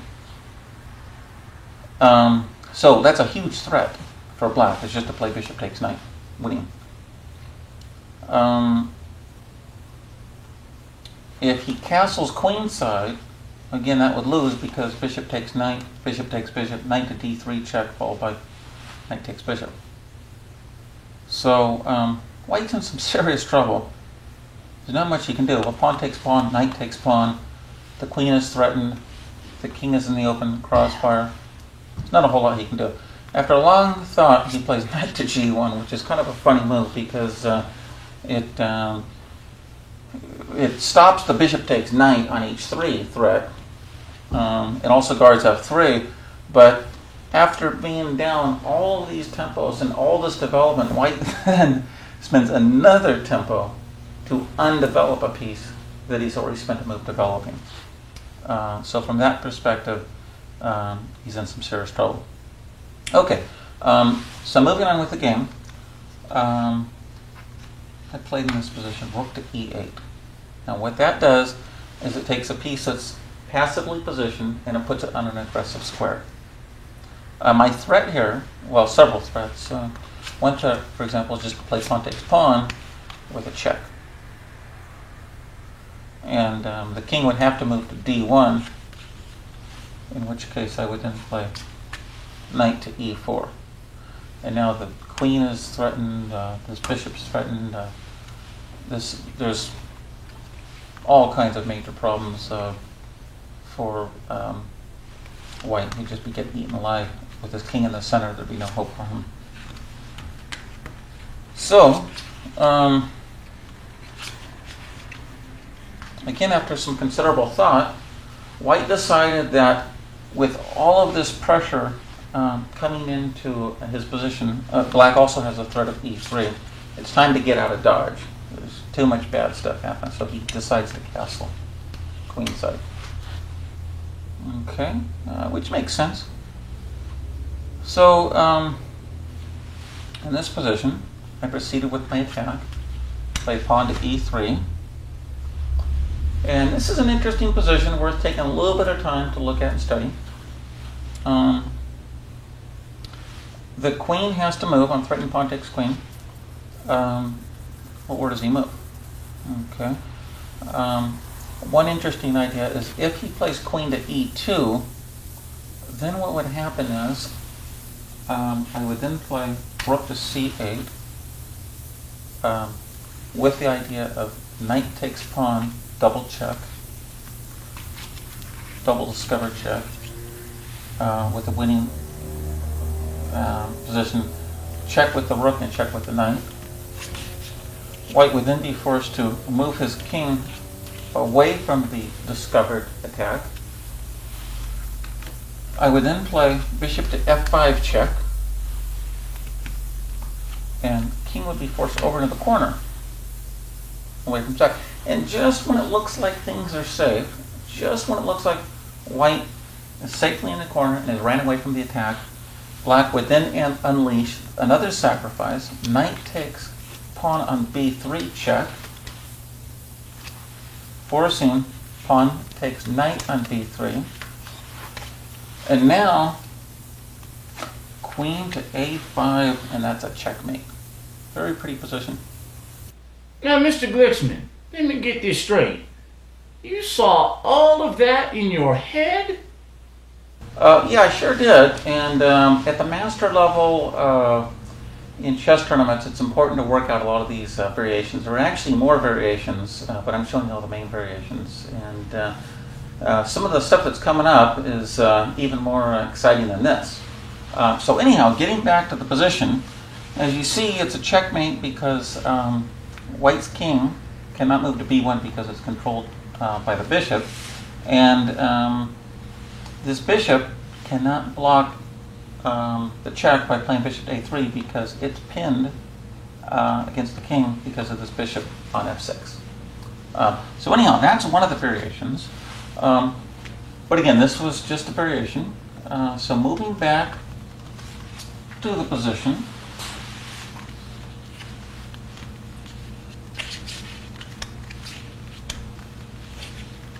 before this happened,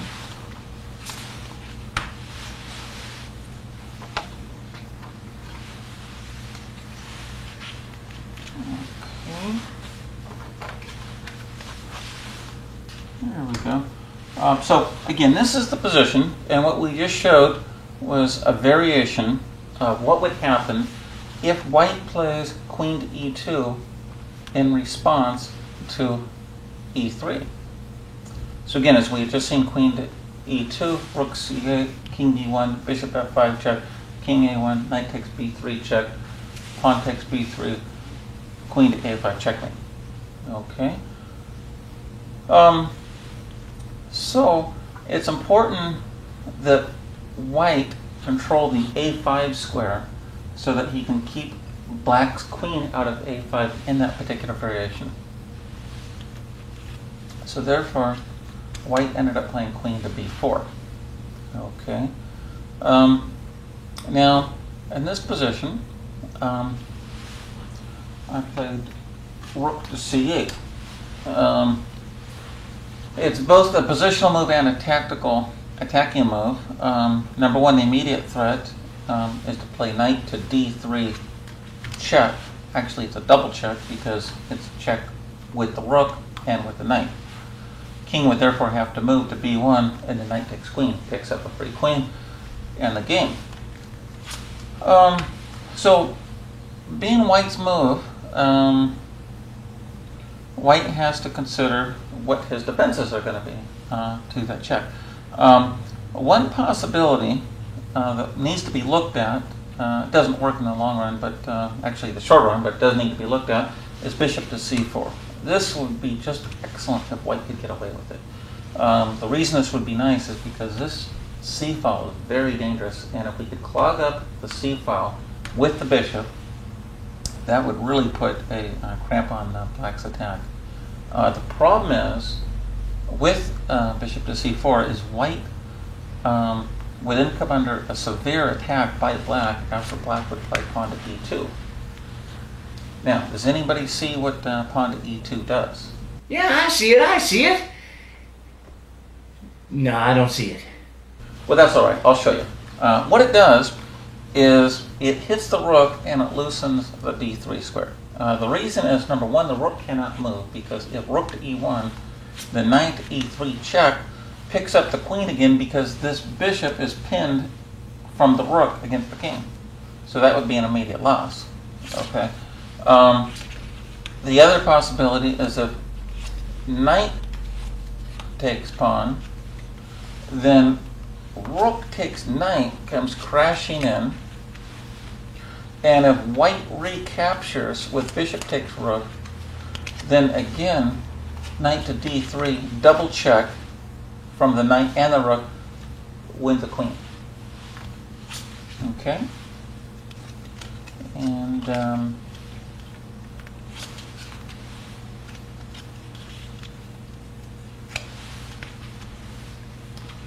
And then again, after e2, of course, bishop cannot capture on e2 because the knight to d3 double check, which we've already seen that variation a few times. So what does this prove? This only goes to show that in this position, although white would love to clog up the c file by playing a bishop on c4, he just can't do it because e2 would be too strong. Therefore, white's only chance is to play king b1, which is what he played. In this position, black follows through now with a natural attacking move. Bishop to f5 check. The king is now forced to go to a1, since obviously king to c1 runs right back into the dangerous knight to d3 check. Or actually, even not only would this one a queen, but even better would be knight takes b3 double checkmate. It's kind of a pretty position. However, that's only a theoretical position because he would never run right back to c1, because that's like going right into the crossfire. So king to a1 would be forced. Okay. This was the position, and a very interesting position to take a look at and to study. What's happened now, again, black is still down 2 pawns, white's still up 2 pawns, obviously. White has some developmental problems in terms of this rook is not into the game, this knight's not into the game, the bishop's not into the game. The queen is doing okay. This king is a little bit insecure. However, how does black break through? This is the key position. Black has sacrificed these 2 pawns, have played all these nice moves in response to White's defensive tries. And what's going to happen here is if Black doesn't come up with anything quick, White is going to start consolidating, which means beating up the attack. And what's going to happen is he's going to consolidate by playing bishop to c4, clogging up the c-file. His plan would then be to play knight to e2, continuing his development. And in this particular position, assuming White has 2 free moves, White would actually have a fine game here. Okay. Now this is theoretical because White doesn't have 2 moves and it's Black's move. But that is to illustrate what happens is when you sacrifice material for an attack, sometimes you need to come crashing in fast, because if you don't, your opponent consolidates, he defends, and next thing you know, he takes the 2 pawns to the bank and wins the endgame. So in this position, what I played was a move that was a huge surprise to my opponent, and it crashes in with a winning position. And it's very shocking, surprising. After being down 2 pawns, I played knight to a6. Now, does anybody have any questions about this position after knight a6? Yeah, you're down 2 pawns. Now why would you give up the whole piece?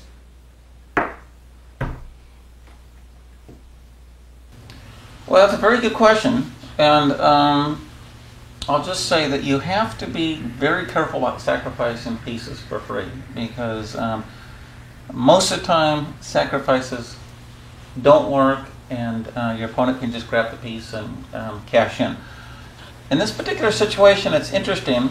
I'll give you the positional justification, and then I'll explain the tactical justification after. The positional justification is this. His king is hanging on a thread. He only has his bishop defending the king, and partially this rook. All of the other pieces are in the original squares. They're not participating in the game. And this is one of the reasons that Dustin has recommended getting your pieces developed quickly in the opening.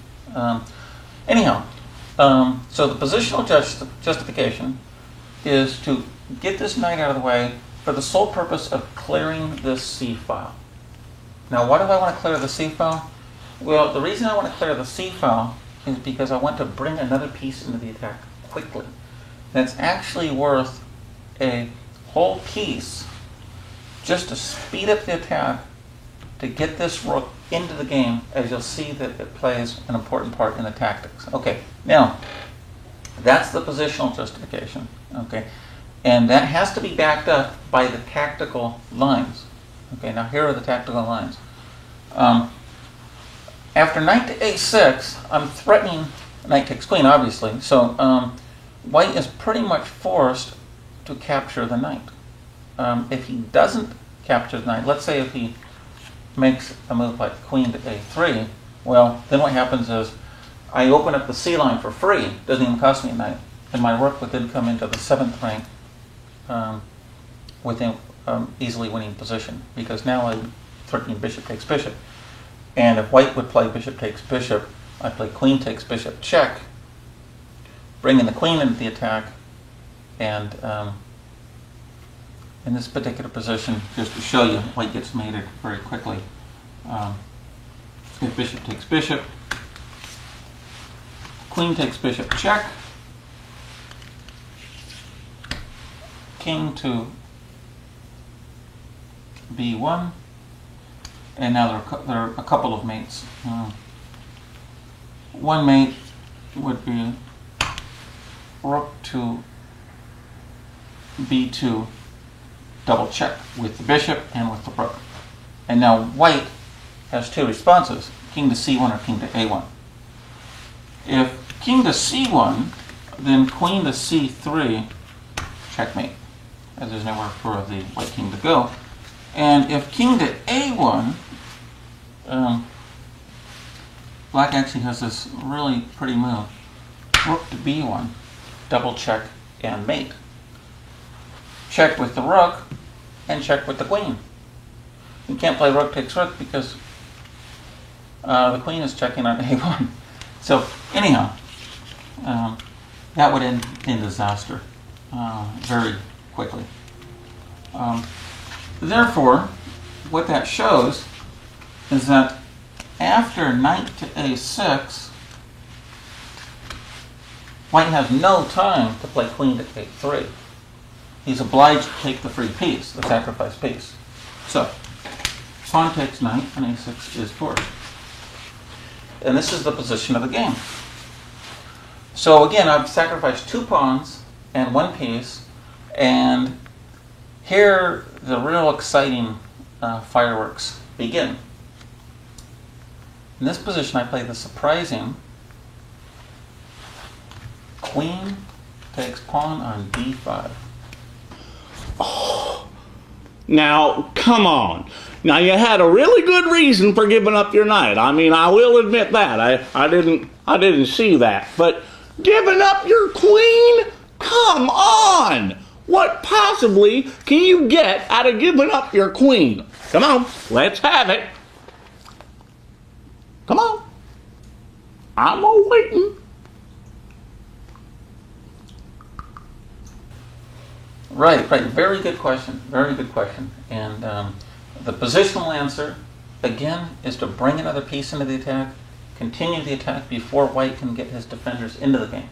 And the tactical justification is the variations.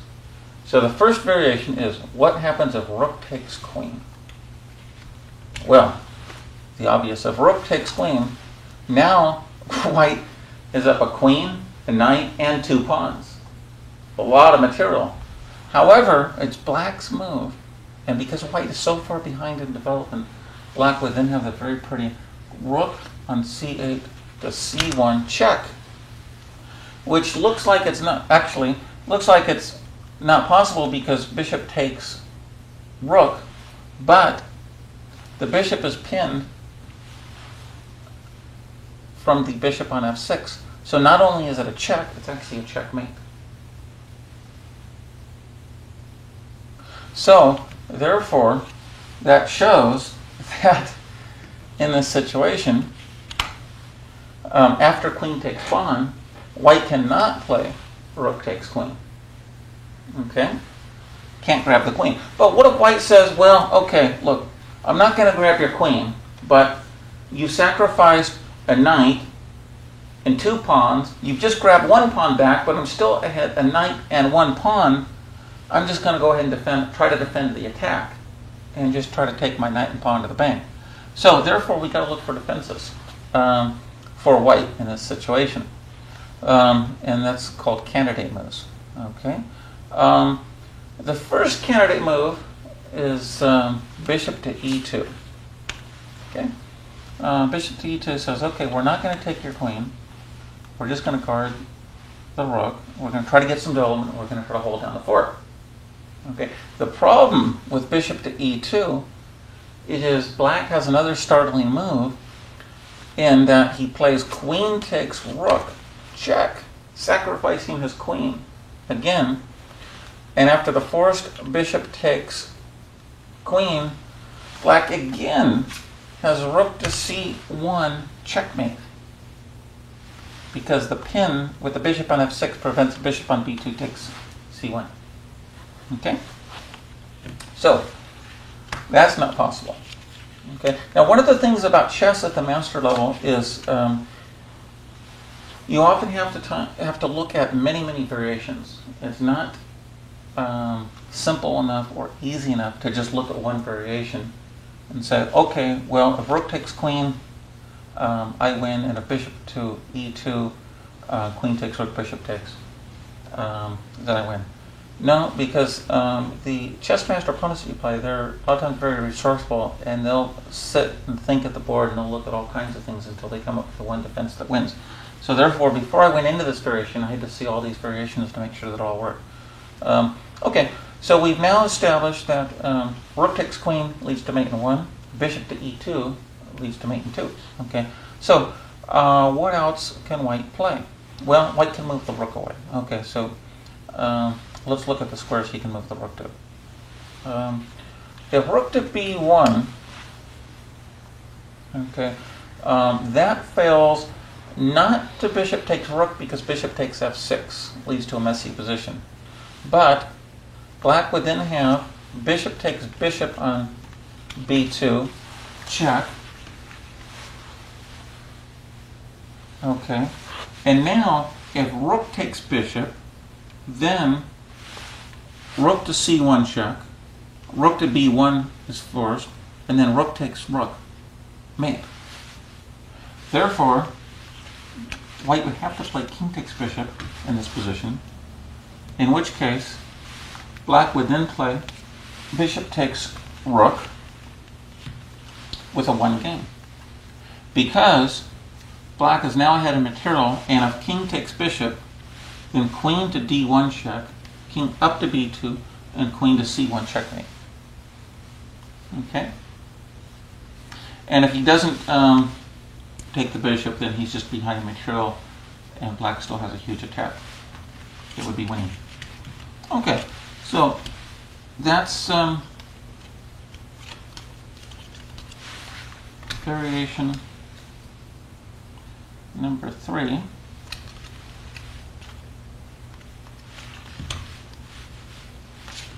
So we've seen now that variation 1 is rook takes queen, that loses to mate in 1. Variation 2 is bishop to e2, that leads to mate in 2.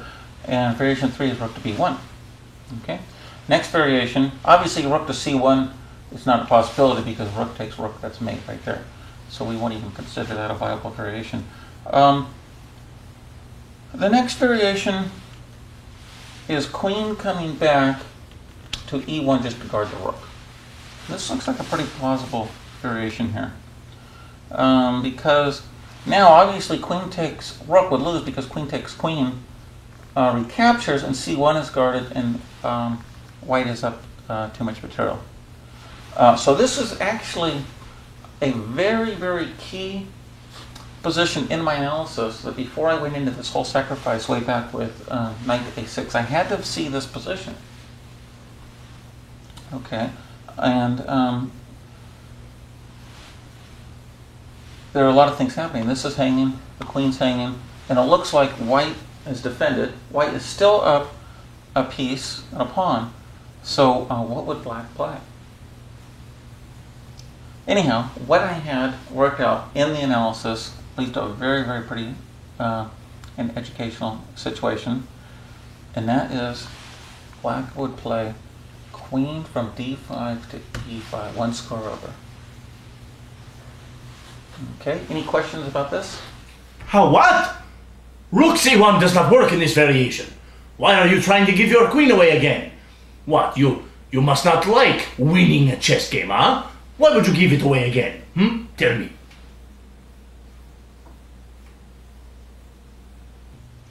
Good question, good question. And this is one of the pretty parts of this game.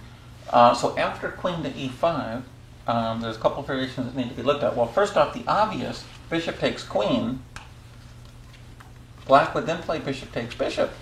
Okay. Now the poor king is over in the corner. It can't go anywhere else. And there is not much for white to do. No king moves. And all white could do would be to lay the checkmate, which would be in 2 moves. White could play rook to d4. This is just theoretical because obviously white would resign in this position. But rook to d4, bishop takes rook check, and then queen to c3, bishop takes queen. So here's what would happen is this. Rook to d4 check, bishop takes rook, and then white has no other move other than bishop. Queen to c3, and after bishop takes queen, you have a real pretty position. King stuck in the corner with 2 raking bishops aiming down. Okay? But again, like other positions, what you need to do is to analyze it and say, okay, well that's all pretty, that's all well and good, but is there anything that white can do to slow black's attack down? Do we have to play bishop takes queen? And the answer is no, we don't. So white could play rook to b1. However, after rook to b1, black now has the excellent reply, rook down to c2, asking white to please take the queen. And what would happen in this situation is, after rook to c2, bishop takes queen finally, bishop takes bishop check, he's forced to block, rook to b2, bishop takes rook check, king to b1, and now rook over to e2, checkmate. Another pretty position, and something worth looking at and studying. Okay, so what does this all mean? Well, what this means is this. Way back in this situation, after queen takes d5, queen to e1 is not a possibility. Okay, so we've now ruled out 4 main possibilities. Rook takes queen is not possible. Bishop to e2 is not possible. Rook to b1 is not possible. And queen to e1 is not possible. Okay. What else does white have? Well, this square we know is not possible. That square is not possible for the rook. So he has one other possibility, which is to play rook to e1. Okay. And again, black is down a knight and a pawn. So you may ask yourself, well, what does black have? Obviously, if bishop takes bishop, king takes bishop, and that's not clear. So, again, different situation, but there are similar themes. Black would then have the excellent queen to e5, again, offering the queen. And it's different, but slightly similar situation. In this position, now there are a few variations to look at here also. Again, if bishop takes queen, bishop takes bishop check, that's going to be mate in one more move, because all he can do is interpose with the queen, bishop takes queen on either d4 or c3, and that's mate. So therefore, after queen e5, bishop takes queen is not possible, but now there are 2 possibilities that white has. One is to play rook to b1, and the other one is queen to a3. If rook to b1, then black has queen takes bishop check, forcing rook takes queen, and then rook down to c1, checkmate. And again, the reason it's checkmate is because this rook is pinned by this bishop on f6. Okay. So,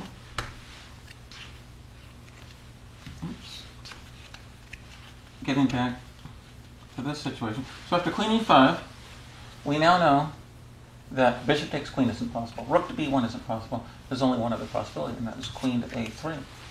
And now, if queen takes bishop, queen takes queen, bishop takes queen, king takes bishop, white would actually be winning because he still had a knight and a pawn. You see, so queen takes bishop isn't possible. And white's actually again threatening to win this position because he's threatening bishop takes queen himself, and after bishop takes bishop check, queen to b2, bishop takes queen, king takes bishop, transposes with a one ending for white. So black has to act very aggressively and forcefully in this situation. So again, black would play rook down to c2, asking white to please take the queen. Okay, and now again, we have 2 candidate moves for white in this variation. Okay, rook to b1 is one candidate move, and the other one is bishop takes queen. If bishop takes queen, we play bishop takes bishop check. Okay, and in this position, if queen to b2, bishop takes queen, check, king to b1, rook over to e2, checkmate. And the other possibility is king to b1, rook to b2 check. And whether he goes to c1 or to a1, then rook to b1 checkmate. Okay. So, meanwhile, back at the ranch, what this proves, is that after rook to c2, in that variation, bishop takes queen, loses. So therefore, white would be forced to play rook to b1 to try to hold down the fort. And the idea here is that he's trying to guard b2 with all his pieces. Okay, so black would then have a nice win with queen takes bishop check. Okay, and now if rook takes queen, rook to c1 is checkmate again because of the pin on the b2 rook. So he would then be forced to play queen takes queen, and now black would then have bishop takes queen check, rook takes bishop, rook to c1 check, only move, rook back to b1, and then rook to b1 checkmate. Okay, so those are the all the main variations. Now, none of this happened, but all of this had to be calculated and foreseen by me before I played knight to a6. Otherwise, I would have been just down a piece and a couple of pawns for nothing.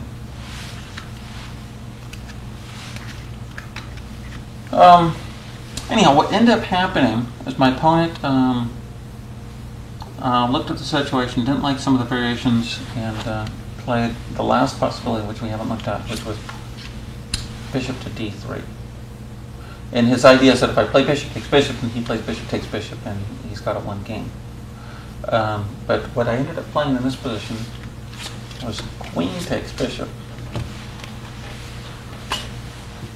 And now, again, if rook takes queen, we have rook to c1 checkmate because of the pin themes that we discussed earlier. So he ended up playing knight to e2, in which case I played bishop takes bishop check, king takes bishop, rook down to c2 check, king to a3, queen takes pawn on a6, check, queen to a4, forced, queen takes queen on a4, king takes queen, rook takes pawn, check. Okay? And now if you look at this situation, if you analyze this, it's white's move, he has to move his king. And after he moves his king, say to b4, then I will play rook takes knight on e2. And if you count the material, what's happened is I've gone from being down a piece and two pawns to a situation where I'm up a full piece, and not only am I up a piece, but this pawn is extremely dangerous and will end up causing white some severe problems. But even without this pawn, black is easily winning. So white white resigned, and that was the end of the game. So anyhow, I hope that this was interesting and brings you as much pleasure as it brought me. And we hope that you learn the themes and understand the ideas. And just remember, it's not so important to memorize or know all the exact analysis and all the little details and so forth, but just try to understand the concept of getting development, keeping your king safe, castling earlier, sacrifice when it's important, open diagonals, attack the king, and all that kind of stuff. So anyhow, It's been my pleasure to show you this game, and we hope that you get a lot out of it. Thank you very much. Thanks, Dave. That was great. Well, I hope you've all learned a lot from this video. I know I sure have. I wish you all the best in your chess futures. Well, I guess this is where we part our ways. Until we meet again.